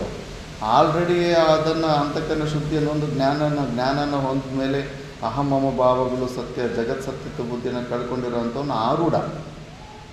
ಅವನಿಗೆ ಶಮಃ ಕಾರಣ ಮುಚ್ಚತೆ. ಇವನಿಗೆ ಆರೂರುಕ್ಷೋಗೆ ಕರ್ಮ ಕಾರಣ ಮುಚ್ಚತೆ. ಆರೂಢನಿಗೆ ಶಮಃ ಅಂದರೆ ಸರ್ವಕರ್ಮ ಸನ್ಯಾಸ ಅಲ್ಲಿ ಅವನಿಗೆ ವಿಧಾನ ಮಾಡಿದ್ದಾರೆ. ಅದಕ್ಕೆ ಇವನು ಪೂರ್ವ ಪಕ್ಷಿಗೆ ಇಷ್ಟ ಆಗ್ತಾ ಇಲ್ಲ. ಇಲ್ಲಿ ಕರ್ಮಗಳು ಕಟ್ಟಾಗ್ಬಿಡ್ತಾ ಇದೆ ಅಲ್ಲ, ಅವನು ಕರ್ಮಗಳನ್ನು ಯಾವಾಗಲೂ ಕಂಟಿನ್ಯೂಸ್ ಆಗಿ ಮಾಡಲೇಬೇಕು ಅಂದ್ಬಿಟ್ಟು ಇತಿ ವಿಶೇಷನಾದ ಆರೂಢಸ್ಯ ಚ ನನು ಕಿಮರ್ಥ ಮನುಷ್ಯಂ ಏ ವಿಹಿತ ಕರ್ಮ ಯಾವಜ್ಜೀವಂ ಅಗ್ನಿಹೋತ್ರಂ ಜುಹ್ಯಾತ್ ಅಂತ ಅವನಿಗೂ ವೇದ ವಾಕ್ಯಗಳು ಪ್ರಮಾಣ ಇದೆ. ಸಾಯೋ ತನಕ ನೀನು ಕರ್ಮಗಳು ಮಾಡ್ತಾನೆ ಇರಬೇಕಂತ. ಇದು ಅರ್ಥమైంది ప్రశ్న నల్లారెడ్డి. పూర్వ పక్షి ఏమంటున్నాడంటే ఇప్పుడు ఈ అధ్యాయంలో నిష్కామ కర్మయోగం 6 వృక్షోహం అంటే నిష్కామం అంటే మోక్షాన్ని పొందాలని ప్రయత్నం చేస్తున్నవాడు. ఆరూఢుడు అంటే కన్నా ఆల్రెడీ జ్ఞానాన్ని పొందినవాడు. 6 వృక్షుకి అయితే కన్నా నిష్కామ కర్మయోగము చేయమని ఆ కర్మలని స్తుతిస్తుంది. ఏదన్నా స్తుతి చేస్తేనే కదా ఎవరన్నా దాన్ని చేయడానికి ఇష్టపడేది. దానివల్ల ఏమన్నా వస్తుందండి? భగవద్గీత పారాయణం చేస్తే నీకు ఒక శ్లోకం చేస్తేనే వైకుంఠం వస్తుంది, అది వస్తుంది, ఇది వస్తుంది అని ఫలశ్రుతి వింటేనే దాని మళ్ళా పారాయణం చేసి ఇంట్రెస్ట్ వస్తుంది. పారాయణం చేస్తే ఏమీ రాదు అని తెలిసిన తర్వాత మళ్ళీ దాని మీద ఇంట్రెస్ట్ రాదు. అట్లే ఇప్పుడు కర్మయోగం చేయాలంటే దాన్ని కూడా పొగడాలి కదా. అందుకే ఆ నిష్కామ కర్మయోగాన్ని కూడా ఇప్పుడు దాన్నే అదే అసలైన సన్యాసము అంటాడు. ఊరికి బట్టలు వేసుకునే సన్యాసం కాదు. నిజమైన సన్యాసం అంటే పని చేసుకుంటూ ఆ పని ఒక రిజల్ట్ని వదిలిపెట్టేయాలి. ఎంత గౌరవం, ఉద్యోగం చేసి శాలరీ తీసుకోకూడదు, అది గొప్పది అనేది. అదే నిష్కామ కర్మయోగం. కాబట్టి అది అందుకే దాన్ని స్తుతి చేసాము అంతవరకు. అంతేగాని ఆరుడినికి మాత్రం సర్వకర్మ సన్యాసమే అని ఇక్కడ మన సిద్ధాంతి చెప్తాడు. పూర్వపక్షికి నచ్చట్లే, వాడు కర్మలని వదిలిపెట్టేవాడు కాదు, సచ్చే వరకు నువ్వు పని చేస్తూనే ఉండాలి. ముసలితనం వచ్చి కట్టి పట్టుకొని ఉన్నప్పుడు కూడా నువ్వు పని మాత్రం చేస్తావు. యావత్ జీవేత్ అగ్నిహోత్రం చూపేది, కర్మలను వదిలిపెట్టకూడదు. దానికి మధ్యలోనే సీమ, బార్డర్ ఎందుకు పెట్టారు? జ్ఞానాన్ని అంతఃకరణ శుద్ధి కలిగినవా అక్కడ దాకానే అని ఎందుకు చెప్పారు? సచ్చే వరకు నిష్కామ కర్మయోగం చేస్తూ ఉండాలని చెప్పచ్చు కదా అంటున్నాడు. అందుకే సిద్ధాంతి అట్లా చెప్పనీకి రాదు. ఎందుకంటే 3వ శ్లోకంలో ఇదే అధ్యాయంలో ఆరురుక్షోహో మునేర్యోగం కర్మకారణం ఉచ్యతే ఇది విశేషణాద్ ఆరూఢస్య చ శమేన ఏవ సంబంధకరణాత్. ఎందుకంటే ఆ శ్లోకమే చెప్పేస్తుంది. ఆరురుక్షోహో అంటే కన్నా మోక్షాన్ని పొందాలని ప్రయత్నం చేస్తున్న అజ్ఞాన దశలో ఉన్న ముముక్షు, వాడికే ఈ నిష్కామ కర్మయోగము చెప్పాము. మళ్ళా ఆరుఢస్య చ శమేన, శమ అంటే కన్నా సర్వకర్మ సన్యాసం, వాడికి సర్వకర్మ సన్యాసం అని భగవద్గీతలో శ్లోకమే వాళ్ళని సపరేట్ చేసింది. కాబట్టి దానికి ఒక సీమ ఉంది. ఎప్పటికీ కాదు, అంతఃకరణ శుద్ధి వచ్చే వరకు మాత్రమే నిష్కామ కర్మయోగము. దాని తర్వాత దాన్ని కూడా వదిలిపెట్టేసి ఇంకా సర్వకర్మ సన్యాసం తీసుకుని స్వరూపంలో నిలబడాలి అని. వాడు అంత ఈజీగా ఎందుకు ఒప్పుకుంటాడు? మళ్ళా మళ్ళా సిద్ధాంతి ఇంకా కారణం చెప్తున్నాడు. ఆరురుక్షోహో ఆరుఢస్య శమః కర్మ చ ఉభయం కర్తవ్యత్వేన అభిప్రేతం చేత్ స్యాత్ తదా ఆరురుక్షోహో ఆరుఢస్య ఇది శమకర్మ విషయభేదేన విశేషణం విభాగకరణం చ అనర్థకం స్యాత్. సిద్ధాంతి చెప్తున్నాడు, కాదయ్యా, నువ్వేమో సచ్చే వరకు కర్మలు చేయాలి అని అంటున్నావు. సచ్చే వరకు కర్మలు చేసుకుంటూ పోతుంటే కన్నా మరి ఈ శ్లోకంలో ఉన్న విభాగం అక్కడి వరకు నేను చేయాలా, ముముక్షు అయితే చేయాలా, జ్ఞాని అయితే కన్నా చేయకూడదు, సర్వకర్మ సన్యాసం తీసుకోవాలా అని ఈ శ్లోకము డివైడ్ చేసిందంత అబద్ధం అయిపోతుంది కదా, కృష్ణుడే అబద్ధం చెప్పినట్టు అయిపోతుంది కదా అని సిద్ధాంతి చెప్పాడు. దానికి ಅದಕ್ಕೆ ಇವಾಗ ನೆಕ್ಸ್ಟು ಪೂರ್ವಪಕ್ಷಿ ಇನ್ನೂ ಅವನ ಕರ್ಮ ಅನ್ನ ಯಾವಾಗಲೂ ಸೋಲೋದಕ್ಕೆ ಬಿಡೋದಿಲ್ಲ. ಕರ್ಮದ ಪಕ್ಷದಲ್ಲೇ ಮಾತಾಡ್ತಾ ಇರ್ತಾನೆ. ಅದಕ್ಕೆ ಅವನು ಇನ್ನೂ ನೆಕ್ಸ್ಟ್ ಈಗ ಕ್ವಶನ್ ಕೇಳ್ತಾನೆ. ಭಾಷ್ಯದಲ್ಲಿ ಓದೋಣ. ತತ್ರ ಆಶ್ರಮೀನ ಕಶ್ಚಿದ್ ಯೋಗಂ ಆರುರುಕ್ಷುಃ ಭವತಿ ಆರೂಢಃ ಚ ಕಸ್ಯಚಿದನ್ಯೇ ನ ಆರುರುಕ್ಷವೋ ನ ಚ ಆರೂಢಾಃ ತಾನ್ ಅಪೇಕ್ಷ್ಯ ಆರುರುಕ್ಷೋಃ ಆರೂಢಸ್ಯ ಚ ಇತಿ ವಿಶೇಷಣಂ ವಿಭಾಗಕರಣಂ ಚ ಉಪಪದ್ಯತೆ ಏವ ಇತಿ ಚೇತ್ ನ ತಸ್ಯ ಏವ ಇತಿ ವಚನಾತ್ ಪುನಃ ಯೋಗಗ್ರಹಣಾತ್ ಚ ಯೋಗಾರೂಢಸ್ಯ ಇತಿ ಯಹ ಆಸೀತ್ ಪೂರ್ವಂ ಯೋಗಂ ಆರುರುಕ್ಷುಃ ತಸ್ಯ ಏವ ಆರೂಢಸ್ಯ ಶಮ ಏವ ಕರ್ತವ್ಯಂ ಕಾರಣಂ ಯೋಗಫಲಂ ಪ್ರತಿ ಉಚ್ಯತೆ ಇತಿ ಅತೋ ನ ಯಾವಜ್ಜೀವಂ ಕರ್ತವ್ಯತ್ವ ಪ್ರಾಪ್ತಿಃ ಕಸ್ಯಚಿದಪಿ ಕರ್ಮಣಃ ಯೋಗ ವಿಭ್ರಷ್ಟ ವಚನಾಚ್ಚ ಗೃಹಸ್ಥಸ್ಯ ಚೇತ್ ಕರ್ಮಿಣೋ ಯೋಗೋ ವಿಹಿತಃ ಷಷ್ಠೇ ಅಧ್ಯಾಯೇ ಸ ಯೋಗ ವಿಭ್ರಷ್ಟಃ ಅಪಿ ಕರ್ಮಗತಿಂ ಕರ್ಮಫಲಂ ಪ್ರಾಪ್ನೋತಿ ಇತಿ ತಸ್ಯ ನ ಆಶಂಕಾ ಅನುಪಪನ್ನ ಸ್ಯಾತ್. ಅವಶ್ಯಂ ಹಿ ಕೃತಂ ಕರ್ಮ ಕಾಮ್ಯಂ ನಿತ್ಯಂ ವಾ ಮೋಕ್ಷಸ್ಯ ನಿತ್ಯತ್ವಾತ್ ಅನಾರಂಭತ್ವೇ ಸ್ವಂ ಫಲಂ ಆರಭತೆ ಏವ. ನಿತ್ಯಸ್ಯ ಚ ಕರ್ಮಣೋ ವೇದ ಪ್ರಮಾಣಾವಬುದ್ಧತ್ವಾತ್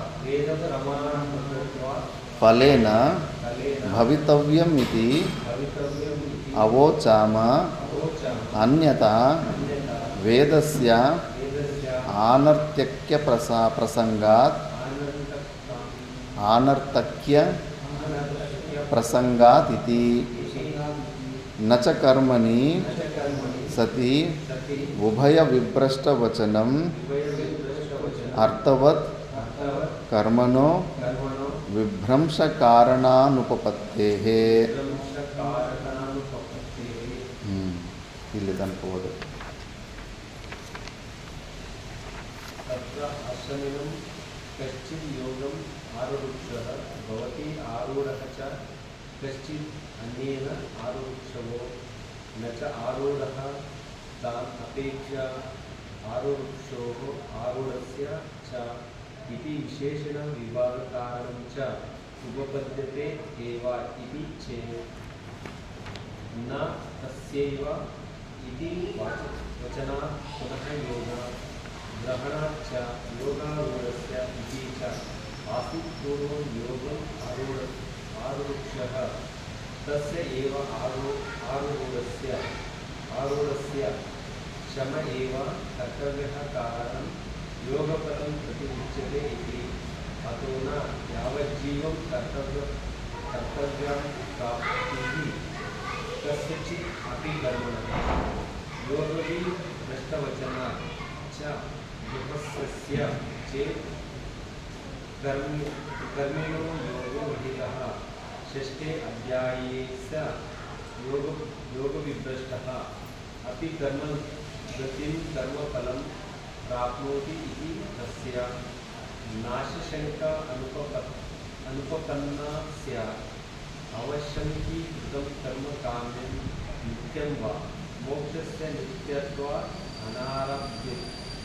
अनारभ्यत्वे स्वं फलम् आरभते एव. नित्यस्य च कर्मणो वेदप्रमाणवद्वात् फलेन भवितव्यम् इति आवोचाम अन्यथा वेदस्य अनर्थक्यप्रसङ्गात् इति न च कर्मणि सति उभयभ्रष्टवचनम् अर्थवत् कर्मणो विभ्रंशकारणानुपपत्तेः. कर्म कथमस्कृतम् ईश्वरो संन्यास्य इति अतः तत्तरि कर्मफलं न आरभते इति ಅದು ಮೇಲ್ಗಡೆ ಆಗುತ್ತೆ. ಅದು ನೆಕ್ಸ್ಟ್. ಇವಾಗ ಪೂರ್ವ ಪಕ್ಷಿ ಮತ್ತೆ ಪ್ರಶ್ನೆ ಕೇಳ್ತಾ ಇದ್ದಾನೆ. ಈಗ ಆ ಶ್ಲೋಕ ಭಗವದ್ಗೀತೆಯಲ್ಲಿ ಭಗವಂತನು ಹೇಳಿರೋಂಥ ಶ್ಲೋಕ ವ್ಯರ್ಥ ಆಗಬಾರ್ದು, ಸುಳ್ಳಾಗಬಾರ್ದು. ವಿಭಾಗ ವಚನವಿದೆ. ಕರ್ಮ ಅಂದರೆ ಮುಮುಕ್ಷು ನಿಷ್ಕಾಮ ಕರ್ಮಯೋಗ ಮಾಡ್ಬೋದು, ಆರೂಢನಾಗಿರುವಂಥ ಜ್ಞಾನಿ ಸರ್ವಕರ್ಮ ಸನ್ಯಾಸ ಮಾಡಬೇಕು ಅಂತ. ಆ ಎರಡು ವಿಭಾಗಗಳಿಂದ ಇನ್ನೊಂದು ಹೊರಗಡೆ ಒಂದು ತೆಗಿತಾನೆ. ಸರಿ, ತತ್ರ ಆಶ್ರಮೀಣಾಂ ಕಶ್ಚಿತ್ ಯೋಗಂ ಆರುರುಕ್ಷು ಭವತಿ ಆರೂಢಃ ಚ ಕಶ್ಚಿತ್ ಅನ್ಯೇನ ಆರುರುಕ್ಷವೋ ನ ಚ ಆರೂಢಾಃ ತಾನ್ ಅಪೇಕ್ಷಾ ಆರುರುಕ್ಷೋಃ ಆರೂಢಸ್ಯ ಚ ಇತಿ ವಿಶೇಷಣಂ ವಿಭಾಗಕರಣಂಚ ಉಪದ್ಯತೆ ಏವ ಇತಿ ಚೇತ್. ಒಬ್ಬನು ಮೋಕ್ಷನ ಹೊಂದಬೇಕಂತಿರೋನು, ಇನ್ನೊಬ್ಬನು ಆರೂಢ. ಸಿದ್ಧಿ ಜ್ಞಾನ, ಪರೋಕ್ಷ ಜ್ಞಾನ ಅನ್ನಂತೂ ಜ್ಞಾನವನ್ನು ಹೊಂದಿರೋಂಥವ್ನು ಆರೂಢ. ಅವನು ಆಲ್ಮೋಸ್ಟ್ ಇನ್ನು ಜೀವನ್ಮುಕ್ತಿ ಸ್ಥಿತಿಯಲ್ಲಿರೋ ಅಂಥವನು ಆರೂಢ. ಅವರಿಬ್ಬರನ್ನ ಬಿಟ್ಟು ಇನ್ನೊಬ್ಬನಿದಾನಲ್ಲ, ಅವನ ಆರುರುಕ್ಷನ ಮೋಕ್ಷನ ಹೊಂದಬೇಕಂತ ಇಚ್ಛೆನೂ ಇಲ್ಲ, ಮತ್ತು ಅವನ ಆರೂಢನೂ ಅಲ್ಲ. ಈ ವಿಭಾಗ ವಚನ ಅವನನ್ನು ಬಿಟ್ಬಿಟ್ಟು ಇವನನ್ನು, ಈ ಮೂರನೇ ಕ್ಯಾಟಗರಿಯನ್ನು ನಾವು ಕನ್ಸಿಡರ್ ಮಾಡ್ಬೋದಲ್ಲ. ಅವನ ಬಗ್ಗೆ ಈ ಅಧ್ಯಾಯ ಮಾತಾಡ್ತಾ ಇದೆ ಅಂದ್ಬಿಟ್ಟು ಇಲ್ಲ, ಅವನ ಬಗ್ಗೆ ಈ ಅಧ್ಯಾಯ ಮಾಡ್ತಾ ಇಲ್ಲ. ಇದರಲ್ಲಿ ಯೋಗ ಶಬ್ದವನ್ನು ಜೋಡಣೆ ಮಾಡ್ತಾರೆ. ಆ ನಿಷ್ಕಾಮ ಕರ್ಮದಲ್ಲಿ ಕೇವಲ ಕರ್ಮ ಅಲ್ಲ, ಇಲ್ಲ ಕರ್ಮ ಯೋಗ ಅನ್ನೋ ಶಬ್ದವನ್ನು ಜೋಡಿಸೋದ್ರಿಂದ ಇವನು ಮೋಕ್ಷವನ್ನು ಹೊಂದಬೇಕನ್ನೋ ಇಚ್ಛೆ ಇರೋ ಅಂಥವನೇ ಮಂದಬುದ್ಧಿ. ಸ್ವಲ್ಪ ಅವನಿಗೆ ಜ್ಞಾನ ಜೀರ್ಣ ಆಗ್ತಾ ಇಲ್ಲ. ತತ್ವಮಸಿ ಅಂದ ತಕ್ಷಣ ಅವ್ನಿಗೆ ಅರ್ಥ ಆಗ್ತಾ ಇಲ್ಲ. ಬಟ್ ಇಚ್ಛೆ ಮಾತ್ರ, ಲಕ್ಷ್ಯ ಮಾತ್ರ ಮೋಕ್ಷವೇ ಇದೆ. ಮೋಕ್ಷನ ಹೊಂದಬೇಕಿರೋ ಅಂಥವನು. ನಾರ್ಮಲ್ ಗೃಹಸ್ಥನ ಬಗ್ಗೆ ಇಲ್ಲಿ ಮಾತಾಡ್ತಾ ಇಲ್ಲ. ನಾರ್ಮಲ್ ಗೃಹಸ್ಥನು ಭಗವಂತನು ಎಷ್ಟೋ ಜಾಗದಲ್ಲಿ ಹೇಳ್ಬಿಟ್ಟಿದ್ದಾನೆ, ಪುನರಪಿ ಜನನಂ ಪುನರಪಿ ಮರಣಂ, ಮತ್ತೆ ಮತ್ತೆ ಅವನು ಜನ್ಮ ಈ ನರಕ ಸ್ವರ್ಗಾದಿಗಳಿಗೆ ಹೋಗಿ ಬರ್ತಾ ಇರ್ತಾನೆ. ಅವನ ಬಗ್ಗೆ ಇಲ್ಲಿ ನಾವು ಮಾತಾಡಿಲ್ಲ ಅಂದ್ಬಿಟ್ಟು ಅದನ್ನು ಹೇಳ್ತಾರೆ. ಯಾಕಂದರೆ ಆ ಶ್ಲೋಕದಲ್ಲೇ ನ ತಸ್ಯ ಏವ ಇತಿ ವಚನಾತ್, ಯಾರು ಆ ಮುಮುಕ್ಷು ಇರ್ತಾನೋ ಆ ಮುಮುಕ್ಷು ಫಸ್ಟು ನಿಷ್ಕಾಮ ಕರ್ಮಯೋಗ ಮಾಡ್ಕೊತ ಅಂತಃಕರಣ ಶುದ್ಧಿಯನ್ನು ಜ್ಞಾನ ನಿಷ್ಠೆಯನ್ನು ಹೊಂದಿರೋ ಅಂಥವನು ಅವನು. ಯಾಕಂದರೆ ಈಗ ಆಲ್ರೆಡಿ ಸರ್ವಕರ್ಮ ಸನ್ಯಾಸ ಮಾಡಿರೋನ ಬಗ್ಗೆ ಕಂಪ್ಲೀಟಾಗಿ ಡೈರೆಕ್ಟಾಗಿ ಅವನ ಬಗ್ಗೆ ಹೇಳ್ಬಿಟ್ಟಿದ್ದಾರೆ. ಅವನಿಗೆ ಕೇಲ್ಕತಮ್ ದುಕಾನ್ ಬಂದಾಗಿದೆ. ಈ ಎರಡನೇ ಸೆಕೆಂಡ್ ಬೆಸ್ಟ್ ಅವನ ಬಗ್ಗೆ ಮಾತಾಡ್ತಾ ಇರೋದು. ಅವನು ಏನು ಮಾಡ್ತಾನೆ ಪಾಪ, ಅವನು ಸ್ವಲ್ಪ ದಿವಸ ಈಶ್ವರಾರ್ಪಣ ಬುದ್ಧಿಯಿಂದ ನಿಷ್ಕಾಮ ಕರ್ಮಯೋಗ ಮಾಡಿಕೊಂಡು ಅಂತಃಕರಣ ಶುದ್ಧಿಯನ್ನು ಹೊಂದಿದ ಮೇಲೆ ಮತ್ತೆ ಇದೇ ಉಪದೇಶದಿಂದ ಜ್ಞಾನ ನಿಷ್ಠೆಯನ್ನು ಆವಾಗ ಅವನಿಗೆ ಜಗತ್ ಸತ್ಯತ್ವ ಬುದ್ಧಿ ಮತ್ತು ಅಹಮಮ ಭಾವಗಳು ಎಲ್ಲ ಕಳ್ಕೊಂಡಾಗ ಆವಾಗ ಅವನು ಸರ್ವಕರ್ಮ ಸನ್ಯಾಸ ತಗೊಂಡು ಅವನು ಮೋಕ್ಷವನ್ನು ಹೊಂದುತ್ತಾನೆ ಅಂತ ಅವನ ಬಗ್ಗೆ ಹೇಳ್ಕೊತ ಹೋಗೋದು. ಮತ್ತು ಅಂಥವನಿಗೆ ಆ ನಿಷ್ಕಾಮ ಕರ್ಮಯೋಗ ಮಾಡೋದಕ್ಕೆ ಅವನು ಮಾಡ್ತಾ ಇರೋ ಕರ್ಮವನ್ನು ಹೊಗಳಬೇಕಲ್ಲ. ಸಣ್ಣ ಮಕ್ಕಳಿಗೆ ಹಾಲು ಕುಡಿಯೋ, ನೀನು ಆರೋಗ್ಯಕ್ಕೆ ಒಳ್ಳೆಯದಂದರೆ ಅವ್ರು ಸರಿಯಾಗಿ ಇಂಟ್ರೆಸ್ಟ್ ಬರಲ್ಲ, ಬೇಡ ಬೇಡ ಅಂತ ಇರ್ತಾರೆ. ನೋಡು, ಈ ಹಾಲು ಕುಡಿದ್ರೆ ನಿನಗೆ ಬೇಗ ಮೀಸೆಗಳು ಬಂದುಬಿಡ್ತವೆ ಅಂತ ಹೇಳಿದ್ರೆ ಠಕ್ ಅಂತ ಹಾಲು ಕುಡಿದು ಬಿಡ್ತಾನೆ. ಯಾಕೆ? ಅವನಿಗೆ ಸಣ್ಣ ಮಕ್ಕಳಿಗೆ ಬೇಗ ದೊಡ್ಡವರಾಗಿ ಬೇಗ ಮೀಸೆ ಬರಬೇಕಂತ ಇಚ್ಛೆ ಇರುತ್ತೆ. ಅದಕ್ಕೆ ಆ ವಾಕ್ಯ ಯಥಾರ್ಥವಾಗಿಲ್ಲ ಅಂದರೂ ಸ್ತುತಿ ಮಾಡಿದ್ದಕ್ಕೆ ಅವನ ಮಗು ಹಾಲು ಕುಡಿದು ಆರೋಗ್ಯನ ಹೊಂದೋದನ್ನ ಇಲ್ಲ. ಅದೇ ಥರ ಶಾಸ್ತ್ರದಲ್ಲಿ ಅರ್ಥವಾದ ವಾಕ್ಯಗಳಿರ್ತವೆ. ಅಂದರೆ ಮಾಡ್ತಾ ಇರುವಂಥ ಅನುಷ್ಠಾನದಲ್ಲಿ ಪ್ರೇರಣೆ ಕೊಡುವಂಥ ವಾಕ್ಯಗಳು ಅವು ಯಥಾರ್ಥವಾಗಿ ವಾಚ್ಯಾರ್ಥಗಳು ಯಥಾರ್ಥವಾಗಿ ಸಿದ್ಧವಾಗಿಲ್ಲ ಅಂದರೂ ಕೂಡ ಅದರ ಪ್ರಯೋಜನ ಇದೆ. ಈಗ ನಿಷ್ಕಾಮ ಕರ್ಮಯೋಗವನ್ನು ನೀನು ಮಾಡೋದಕ್ಕೆ ಪ್ರೇರಣೆ ಸಿಗಬೇಕಂದ್ರೆ ಅವನಿಗೆ ಫಲದ ನಿಶ್ಚಯವನ್ನು ತೋರಿಸಬೇಕು. ಅದರಿಂದ ನಿನಗಿಂತ ಒಳ್ಳೆಯದೇ ಆಗುತ್ತೆ. ಇಲ್ಲ ಅಂದರೆ ನೀನು ಉಭಯತಃ ಭ್ರಷ್ಟನಾಗ್ಬಿಡ್ತೀಯ ಅಂತೆಲ್ಲ ಹೇಳಿದ ಮೇಲೆ ಅವನಿಗೆ ಪ್ರೇರಣೆ ಕೊಟ್ಟ ಮೇಲೆ ಅವ್ನು ಮುಂದೆ ಹೋಗ್ತಾನೆ. ಮತ್ತು ಪ್ರೇರಣೆ ಕೊಡಬೇಕಂದ್ರೆ ಹೊಗಳಬೇಕಲ್ಲ ಅವ್ನು ಮಾಡ್ತಾ ಇರೋ ಕೆಲಸ. ಅದೇನೋ ಅಂತಾರಲ್ಲ, ಕೂಸೆಗಾಡ್ದೊಚ್ಚಿ ಮೇಸೆಗಾಡ್ದು చెడిపే ಅಂತ. ఇప్పుడు సరిగ్గా ఈ తత్వమసి అనే వాక్యాల మీద సమాధి స్థితికి పోలేకపోతున్నాడు. ఇప్పుడు ఒకే చోట ఒకే గురువు దగ్గర ఉంటాడు. ఒకడేమో మంచి అధికారిత్వం ఉంటుంది, ఇంకో అధికారిత్వం ఉండదు. అలాగని చెప్పేసి కర్మలో ఎప్పటికీ బంధనానికే కారణము. అలాగని చెప్పేసి వాడిని ఎప్పుడు తిరస్కారం చేసి వాడు చేస్తున్న పనిని తిరస్కారం చేస్తుంటే కానీ వాడు చేసే ఆ కర్మను కూడా వదిలిపెట్టేస్తాడు. గురుగారు, నాకు ఈ శ్రవణాలు ఈ స్వాధ్యాయాలు నాకు వంట పడడం లేదు, నేనేదో కాస్త కొసు గుడుచుకొని ఆ సేవ చేసుకొని ఉండిపోతానని వాడు అంటాడు. మళ్ళీ వాడికి జీతం ఏం అవసరం లేదు, ఏమీ లేదు, ఏదో ఒకటి సేవ చేసుకుంటూ ఉంటానంటాడు. ఒకడేమో మంచిగా శాస్త్రాలు ఇవి అంతా మంచిగా చదువుతూ ఉన్నాడు. గురుగారు వాడి కర్మాలని ఎప్పుడైనా కానీ తొలగించాలి. ఆ కర్మంలో ఉన్న ఆగ్రహాన్ని వాడిలో వదిలిపించాలి. ఎందుకంటే వాడికి దాని మీద మహత్వ బుద్ధి రాకూడదు. ఆ కర్మ మీద మహత్వ బుద్ధి వస్తే మళ్ళీ బంధనానికి కారణమైపోయి మళ్ళీ వాడు పునర్జన్మకు వచ్చేస్తాడు. కానీ ఇమీడియట్గా వదిలిపించే ప్రయత్నం చేస్తే కానీ వాడు ఇక్కడ జ్ఞానానికి అధికారిత్వం లేదు.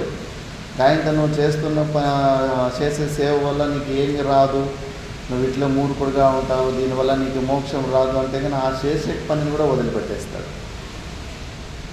అది చాలా, అందుకే నా బుద్ధి భేదం జనయేద అజ్ఞానం అని కృష్ణ పరమాత్మ అంటాడు. ఈ మిడిమిడి జ్ఞానంతో అసలు అట్లా ఆలంబనాలు పట్టుకున్న వాళ్ళని అసలు బలవంతంగా వదిలిపెట్టకండి. దాని రిజల్ట్ దాని పూర్తి అయిపోయింది, ఆ కోట పూర్తి అయిపోయిందంటే కానీ నువ్వు చెప్పాల్సిన అవసరం లేదు. వాడి ఈ జ్ఞానం వైపు వస్తాడు. వాడికి ఇక్కడ దీనికి ఎలిజిబిలిటీ లేదు. శ్రవణ మన నిధి ధ్యాసనాలు అసలు నిద్ర వస్తున్నాయి, బోర్ కొడుతున్నాయి, అంత సూక్ష్మ బుద్ధి లేదు. మరి ఆ యోగ్యత లేనప్పుడు వాడు కొన్ని రోజులు సేవే చేసుకోవాలి. సేవ చేసుకుంటే కానీ ఎవరికి రుణానుబంధం లేకుండా ఇంకా కొద్దిగా పుణ్యం ఉత్పన్నమవుతుంది. పుణ్య బాహుల్యం ఉన్నప్పుడు అంతకన్నా సత్వశుద్ధ ప్రధానంగా ఉండి అందులో మళ్ళీ జ్ఞాననిష్ట కలుగుతుంది. లేదంటే కానీ నువ్వు అది కూడా వదిలిపెట్టేస్తే కానీ ఇంకా అటు ఇటు కాకుండా ఎద్దులాగా అటు ఇటు తిరుగుకుంటూ ఉంటాడు. కాబట్టి వాడు ఎవరెవరికి ఏది ఉందో, ఒకడికి జపం అంటే ఇష్టం, ఒకరికి పారాయణలు అంటే ఇష్టము, ఒకడికి మూర్తి పూజలు అంటే ఇష్టము, ఒకడికి ఇట్లా సేవలు చేయడం అంటే ఇష్టము. ఎవడెవడికి వాడు ఫ్రీక్వెన్సీ లెవెల్ చూసుకొని ఎంత అధికారత్వం ఉందో ఇప్పుడు ఒకవేళ శ్రవణం చేసే సామర్థ్యం ఉంది, అర్థమని గ్రహించే సామర్థ్యం ఉన్నప్పుడు అలాంటి ఓనికి అలాంటి మెల్లమెల్లగా చూడు నాయనా, ఎక్కువ సమయము అటువైపు యువకు చాలు, ఇన్ని రోజులు నువ్వు చేసినావు కర్మలు అవి చేసినావు, దీనికి పూర్తి సమయం కావాలా, శ్రవణానికి పూర్తి సమయం, ఉదయం నుంచి సాయంత్రం వరకు మనసు స్వరూపం గురించిన చింత చేస్తూ ఉండాలి, వేరే మార్గం లేదు. కాబట్టి అవన్నీ వదిలిపెట్టేసి మొద్దు స్వాధ్యాయానికి కూర్చో అని చెప్పచ్చు. వాడికి ఏమి ముక్కు అర్థమైతా లేదు ఈ శ్రవణంలో, అలాంటివన్నీ బలవంతంగా వాడు చేస్తున్న సేవని వదిలిపెట్టేసి ఇప్పుడు కూర్చుంటే కానీ చాలా అనర్థాలు అయిపోతాయి. కాబట్టి వానికి ఇంకా ప్రేరణ వల్ల పొగడాలి, చాలా వాడు చేస్తున్న పనిని చూసి నీళ్ళు కడుతున్నాడా, చాలా బాగుంది, నీ చేతిలో చెట్లు బాగా అవుతాయి, మంచిగా చేసావు, మంచిగా ఇంకా ప్రేరణ చేస్తే కానీ మనకు ఉత్సాహం వస్తుంది చేయని. అందుకే అలా ఇక్కడ స్తుతి చేయాల్సిన పరిస్థితి వస్తుంటుంది. అంతేకాని ఇక్కడ గృహస్థుల గురించి భగవంతుడు అంటే ఏమీ లేని మోక్షాభిలాష లేకుండా స్వార్థము ద్వారా కర్తృత్వ భక్తుల ద్వారా చేసే గృహస్థుల గురించి 6వ అధ్యాయంలో మాట్లాడడం లేదు, నిష్కామ కర్మయోగుల గురించి మాట్లాడుతున్నాడు అని. దాన్ని ఇప్పుడు అందుకే పునః యోగగ్రహణాచ్చ, యోగ శబ్దాన్ని అందుకే జోడించేది. నార్మల్గా కర్మ అని చెప్పకుండా కర్మ యోగం అని ఎందుకు చెప్పారంటే కన్నా మోక్షమే లక్ష్యాన్నిగా పెట్టుకున్న వాళ్ళకు, అందుకే వాడు చేస్తున్న కర్మ బంధనానికి కారణమైన కర్మ కూడా అది మోక్షం లక్ష్యంగా ఉంది కాబట్టి అది యోగం అవుతుంది. లక్ష్యం వాడికి మోక్షమే కాబట్టి అందుకే యోగగ్రహణాచ్చ యోగారూఢస్య ఇతి యా ఆసీత్ పూర్వం యోగం ఆరురుక్షు తస్య ఏవ అని శ్లోకంలోనే ఉంది, 3వ శ్లోకంలో. ఫస్ట్ ఇట్లా నిష్కామ కర్మయోగం చేసుకొని అంతఃకరణ శుద్ధిని పొందిన వాడికే వాడు ఆ స్థితిని పొందుతాడు. ఎలాంటి స్థితిని? జగత్ మిథ్యాత్వాన్ని పూర్ణంగా అహం మమ భావాల్ని తొలగించుకుంటాడు వాడు చేస్తున్న నిష్కామ కర్మయోగము శ్రవణము ద్వారా. అప్పుడు వాడికి సర్వకర్మ సన్యాసం చెబుతుంది. తస్య ఏవ ఆరుఢస్య శమ ఏవ కర్తవ్యం కారణం యోగఫలం ప్రతి ఉచ్యతేతి అతో నా యావజ్జీవం కర్తవ్యత్వ ప్రాప్తి కస్యచిదపి కర్మణః. అందుకే నువ్వు సచ్చే వరకు పని చేస్తూనే ఉండాలని చెబుతున్నావు కదా, అది ఇక్కడ మోక్షాన్ని పొందాలనే లక్ష్యం ఉన్న వాళ్ళకి అది వర్తించదు. ఇంకా మోక్షమే వద్దు, మా మనిషి జన్మనే లేదా ఇక్కడున్న అలాంటి వాళ్ళు ఉన్నారు కదా, వాళ్ళకి కావాల్సింటే అది వర్తిస్తుంది, కానీ వీళ్ళకి వర్తించదు. మోక్షాన్ని లక్ష్యంగా పెట్టుకున్న వాళ్ళకు కర్మ కంటిన్యూస్గా అది వర్తించదు. యోగ విభ్రష్ట వచనాచ్చ, ఇంకా కొన్ని ఉపాయాలు ఇస్తాను, ఎందుకంటే ముందు శ్లోకాలు యోగ భ్రష్టుల గురించి శ్లోకాలు వస్తాయి. 2 ప్రకారాల యోగ భ్రష్టులు ఉంటారు. ఒకడు ఇలాగే సాధన చేస్తూ ఉంటాడు మోక్షాన్ని పొందాలని, ఇదే నిష్కామ కర్మయోగం ఈశ్వరార్పణ బుద్ధి ద్వారా, కానీ కోరికలు పూర్తిగా పోలే. కొన్ని 1-2 ముఖ్యమైనవి, కొన్ని ఏదో ఎమ్మెల్యే కావాలనో ఎంపీ కావాలనో లేదా పెద్ద ఏదో శ్రీమంతుడు ఏదో ఒకటి ఇచ్చిన ఒక కోరిక వల్ల ఆయుష్ క్షీణమైపోయి చచ్చిపోతాడు. వాడు ఎలా వస్తూ యోగ భ్రష్టుడి వాడు, కానీ మోక్షాన్ని లక్ష్యం పెట్టుకొని ఆ పని సాధనలు చేసిండు, నిష్కామ కర్మయోగం ద్వారా చేసిండు. మరి చేసిన పుణ్యము మహాపుణ్యం ఉంటుంది, అది ఎక్కువ పుణ్యం ఉంటుంది దానికి. అందుకే వాడు శుచీనాం శ్రీమతాం గేహే, శ్రీమంతులు రిచ్ పర్సన్స్, శుచీనాం అంటే సత్వగుణ ప్రధానం ఉన్నవాళ్ళు ప్లస్ రిచ్గా ఉన్నవాళ్ళు, అలాంటి వాళ్ళ ఇళ్లలో పుట్టి వాడు ఏ కోరిక కోసము ఇలా విఘ్నం వచ్చిందో ఆ కోరికని పూర్తి చేసుకుంటాడు. ఆ కోరిక పూర్తి అయిపోయిన తర్వాత మళ్ళీ వాడికి వైరాగ్యం వస్తుంది, ఇది ఇందులో ఏముందని చెప్పేసి. ఇప్పుడు కూడా చూడండి, ఎంతోమంది 1000 కోట్ల ఆస్తి, 2000 కోట్ల ఆస్తి, వయసు చూస్తే 30 సంవత్సరాలకు అటు ఇటులోనే, అంత చిన్న వయసులోనే సామర్థ్యము, పొటెన్సీ, ప్రపంచాన్ని ఏలే అంత సామర్థ్యం ఉంటుంది. పోనీ ఏదో మందబుద్ధి దేనికి పనికి రానోడా అని అనుకుంటే అట్లా కూడా కాదు. High potency, high intelligence, full properties, పిత్రాజిత ప్రాపర్టీ అంత ఉంటాయి. అలాంటి వాళ్ళు సన్యాసం తీసుకోన్నారు. ఇప్పుడు కూడా ఎన్నో ఉన్నాయి అలాంటి ఎగ్జాంపుల్స్. ఎందుకంటే కన్నా వాడు పూర్వజన్మలో అలాంటి యోగ భ్రష్టుడు, కాకపోతే వాడు చేసిన దాంట్లో కోరికలు ఉన్నాయి కాబట్టి ఆ కోరికల వల్ల అలా పుట్టాడు. ఇంకోడు ఉంటాడు యోగ భ్రష్టుడు, 2 ప్రకారాల యోగ భ్రష్టుడు. యోగినామేవ కులే. పేదరికం, పూర్ ఫ్యామిలీలో వీడు మంచివాడు, వీనికి పూర్వజన్మలో కోరికలు లేకుండే, సాధనలు చేస్తూ ఉండే ఏదో పెద్ద విఘ్నం, అల్పాయుష్యో వేరేదో ఇంకేదో చిన్న మిస్టేక్ వల్ల ఆ జన్మలో ఆ మోక్షాన్ని, ఆ స్థితిని పొందలేకపోయింది. కాబట్టి వీనికి ఏ కోరికలు లేవు కాబట్టి వాడు poor and rich in spiritual knowledge. వాళ్ళ ఇంట్లోనే వాళ్ళ తాతో వాళ్ళ అవ్వో వాళ్ళు శుద్ధ వేదాంతిలై ఉంటారు, లేదా వాళ్ళ అమ్మా నాన్నలోని ఎవరో ఒకరు బాగా ఈ వేదాంతం తెలిసిన మహాజ్ఞానులై ఉంటారు. అలాంటి వాళ్ళ ఇంట్లో పుట్టేస్తాడు. చిన్నప్పుడే ఇంకా పేదరికం ఉంటుంది కాబట్టి సాధన చతుర్షి సంపత్తుల్లో వైరాగ్యం ఇంకా సులభ సాధ్యమైపోతుంది. చిన్న వయసులోనే వాడు మళ్ళా సాధనకు టక్కనట్లు పట్టుకుంటాడు, వాడు మళ్ళా ఎంజాయ్ చేయడానికి పోదు. ఇలా 2 ప్రకారాల యోగ భ్రష్టుల గురించి కూడా ఈ అధ్యాయంలో ముందు వస్తుంది. ఈ యోగ భ్రష్ట వచనాచ్చ గృహస్థస్య చేత్ కర్మిణో యోగో విహితః షష్ఠే అధ్యాయ సా యోగ విభ్రష్ట అపి కర్మగతిం కర్మఫలం ప్రాప్నోతి ఇది తస్య నా ఆశంక అనుపపన్నా స్యాత్. అందుకే గృహస్థాశ్రమంలో ఉండి కూడా నిష్కామ కర్మయోగం ఎవరైనా చేసినాడంటే కన్నా మోక్షం లక్ష్యం పెట్టుకొని వాడికి దుర్గతి అనేది ఉండదు. తప్పకుండా వాడికి మళ్ళీ నెక్స్ట్ ఇప్పుడు 8వ క్లాసు చదివి పాస్ అయ్యి ఒక 4-5 సంవత్సరాలు ఏదో ఇంట్లో కష్టాలు వచ్చి ఆగిపోయి మళ్ళీ నువ్వు స్కూల్కి చేరాలని వస్తే మళ్ళీ నేను ఫస్ట్ స్టాండర్డ్కి 1వ తరగతికి వేయరు, 9th స్టాండర్డ్కి అడ్మిషన్ చేసుకుంటారు. అందుకే మనము ఆధ్యాత్మికంలో మోక్షాన్ని లక్ష్యంగా ఉంచుకొని మనము చేసిన ప్రతి ఒక్క జపము, ధ్యానము, శ్రవణము ఇవన్నీ కూడా ఏమీ వేస్ట్ కావు, అన్నీ మళ్ళీ నెక్స్ట్ జన్మకి యాడ్ అవుతాయి. ఎక్కడ ఈ జన్మలో ఎక్కడి వరకు స్టార్ట్ చేసింటామో దాని తర్వాత నెక్స్ట్ అక్కడి నుంచినే నెక్స్ట్ జన్మలో ప్రారంభమవుతుంది. అందుకే దీన్ని తెలుసుకొని కూడా మంచిగా సహన శక్తితోటి, ధైర్యంతో మనం సాధన చేసుకుంటూ పోతూ ఉండాలి. ఇప్పుడే రిజల్ట్ కావాలని మరీ ఆతృత ఉండకూడదు. తీవ్రత్వం ఉండాలి సాధనలో, కానీ రిజల్ట్లో తీవ్రత్వం ఆతృత ఉండకూడదు. తొందరగా అయిపోవాలి, తొందరగా రిజల్ట్ రావాలని చేసే సాధనలో తీవ్రత్వం ఉండాలి. అలా తప్పకుండా వాళ్ళు మళ్ళీ వాళ్ళు ఈ అనర్థానికి గురి కారు అని కూడా ఈ యోగ భ్రష్ట వచనాల ద్వారా కూడా మనకి ప్రూఫ్ వస్తూ ఉంది. ఇక్కడ నిష్కామ కర్మయోగి గురించి, మోక్షాన్ని లక్ష్యం పెట్టుకున్న వాళ్ళ గురించినే మాట్లాడుతున్నాము, నార్మల్గా ఉన్న గృహస్థుల గురించి కాదని. అవశ్యం హి కృతం కర్మ కామ్యం నిత్యం వా మోక్షస్య నిత్యత్వాత్ అనారంభ్యత్వే స్వం ఫలం ఆరభ్యతే ఏవా. నువ్వు ఈశ్వరార్పణ బుద్ధితోటి చేసిన నిత్య కర్మలు కానీ నైమిత్తిక కర్మలు కానీ మోక్షస్య నిత్యత్వాత్ ఈశ్వరార్పణ బుద్ధితోటి చేసిన ఏ కర్మలైనా కూడా నువ్వు వద్దనుకుంటే కూడా అవి కంపల్సరీ వచ్చేస్తాయి. ఇప్పుడు ఎలా అంటే మహామండలేశ్వరు వాళ్ళు వీళ్ళు పరమ వైరాగ్యం ఉన్న వాళ్ళు మహానుభావులు ఉన్నారు. అలాంటి వాళ్ళు ఏదో ఒక ఆశ్రమానికి మండలేశ్వరు అయిపోతారు. ఏంటంటే పూర్వజన్మలో చేసిన పుణ్యము వద్దనుకుంటే ఏమో అది వదిలిపెడుతుంది, అది వదిలిపెట్టింది. ఆ పుణ్యం వలదు, పాపం వలదు.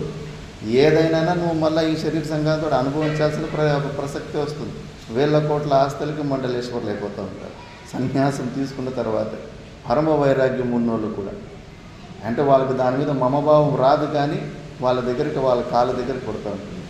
ఇప్పుడే చూడండి, సాధువుల్లోనే ఒక సాధువు దగ్గర ఏమీ సామర్థ్యమే ఉండదు, విపరీతమైన మంది పోతూ ఉంటారు, విపరీతమైన భక్తులు, విపరీతమైన సంపత్తి, విపరీతంగా పోతూ ఉంటారు. ఇంకోటి మంచి జ్ఞాని, పరమ వైరాగి, నిజమైన జీవన్ముక్త పురుషుడు ఉంటాడు, వాడి దగ్గరికి అంత ఎక్కువ మంది భక్తులు ఉండరు.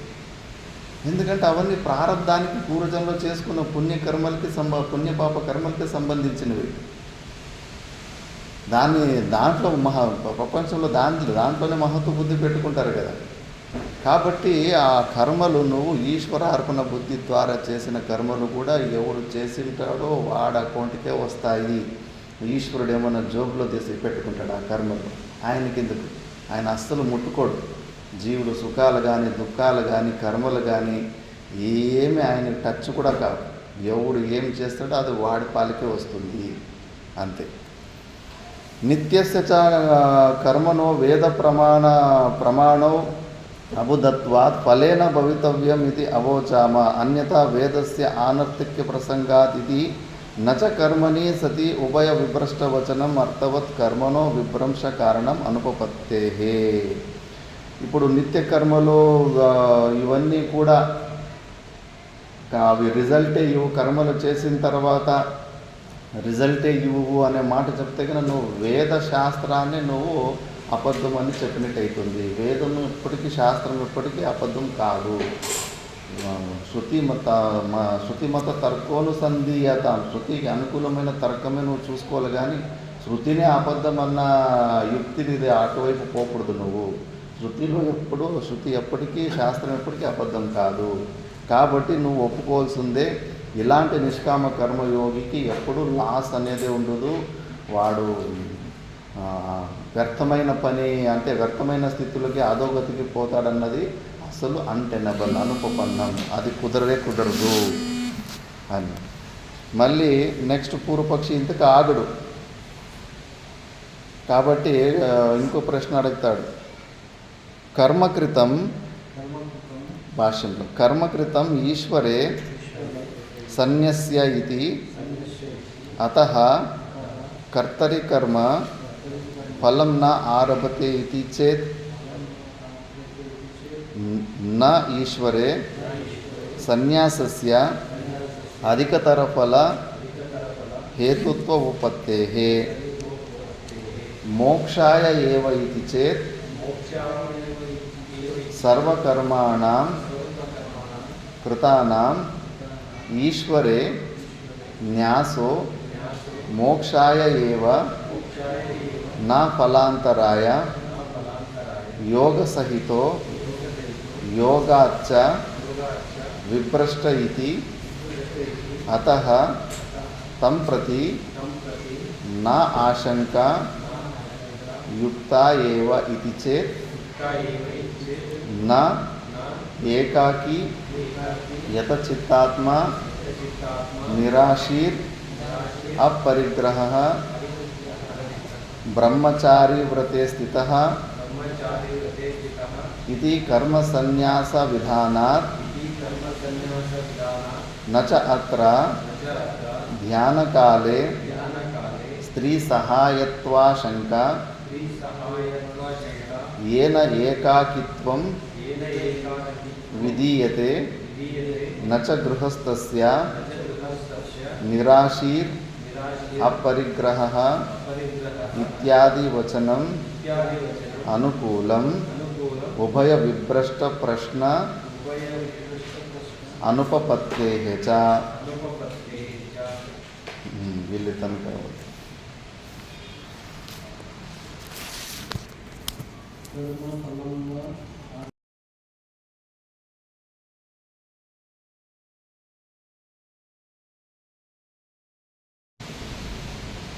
ಪೂರ್ವಪಕ್ಷಿ ಪ್ರಶ್ನೆ ಕೇಳ್ತಾ ಇದ್ದಾನೆ. ಕರ್ಮ ಕರ್ತುಂ ಈಶ್ವರೇ, ಫಸ್ಟು ಆ ಕರ್ಮ ಏನು ನಿಷ್ಕಾಮ ಕರ್ಮಯೋಗದಿಂದ ಮಾಡಿರೋಂಥ ಕರ್ಮಗಳು ಅವು ನಾಶವನ್ನು ಹೊಂದೋದಿಲ್ಲ, ಫಲವನ್ನು ಕೊಡ್ತವೆ ಅಂತ ಸಿದ್ಧಾಂತ ಹೇಳ್ದ.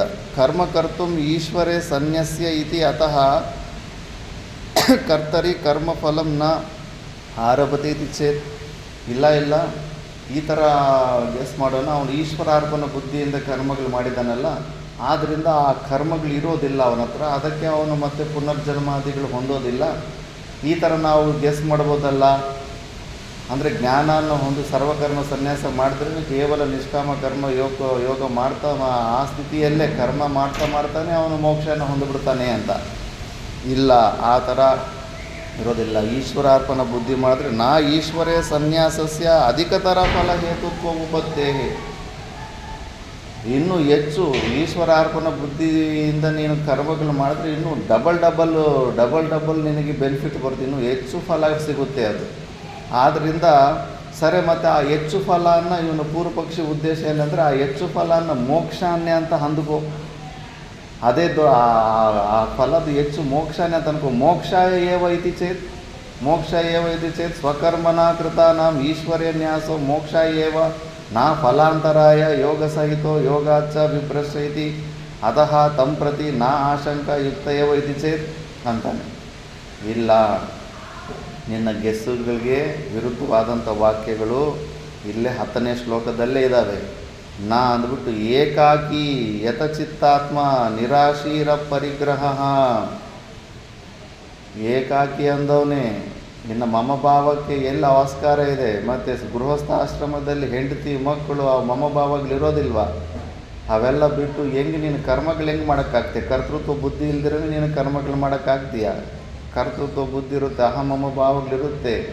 ಆದ್ದರಿಂದ ಇಲ್ಲಿ ಏಕಾಕಿ ಯತಚಿತ್ತಾತ್ಮ ನಿರಾಶೀಹಿ ಅಪರಿಗ್ರಹ ಬ್ರಹ್ಮಚಾರಿ ವ್ರತೆ ಅಂತ 14ನೇ ಶ್ಲೋಕದಲ್ಲಿ ಬ್ರಹ್ಮಚಾರಿ ವ್ರತೆ ಸ್ಥಿತಃ ಇತಿ ಕರ್ಮ ಸನ್ಯಾಸ ವಿಧಾನ.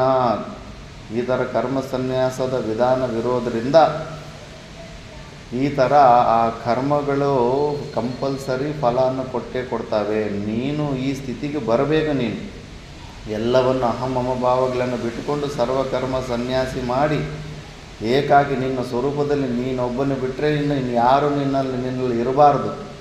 ಆದ್ದರಿಂದ ನಚಾತ್ರ ಧ್ಯಾನ ಕಾಲೇ ಸ್ತ್ರೀ ಸಹಾಯತ್ವ ಆಶಂಕ ಏನ ಏಕಾಕಿತ್ವಂ ವಿಧೀಯತೆ. ಏಕಾಕಿ ಅಂತ ವಿಧಾನ ಮಾಡಿದ ಮೇಲೆ ಗೃಹಸ್ಥ ನಿನ್ನ ಹೆಂಡತಿ ಮಕ್ಕಳು ಸಹಾಯ ತಗೋ ಅಂತ ಹೆಂಗೆ ಹೇಳೋಕ್ಕಾಗುತ್ತೆ? ವಿರುದ್ಧವಾಗಿಬಿಡುತ್ತೆ ಮತ್ತೆ ವಚನ.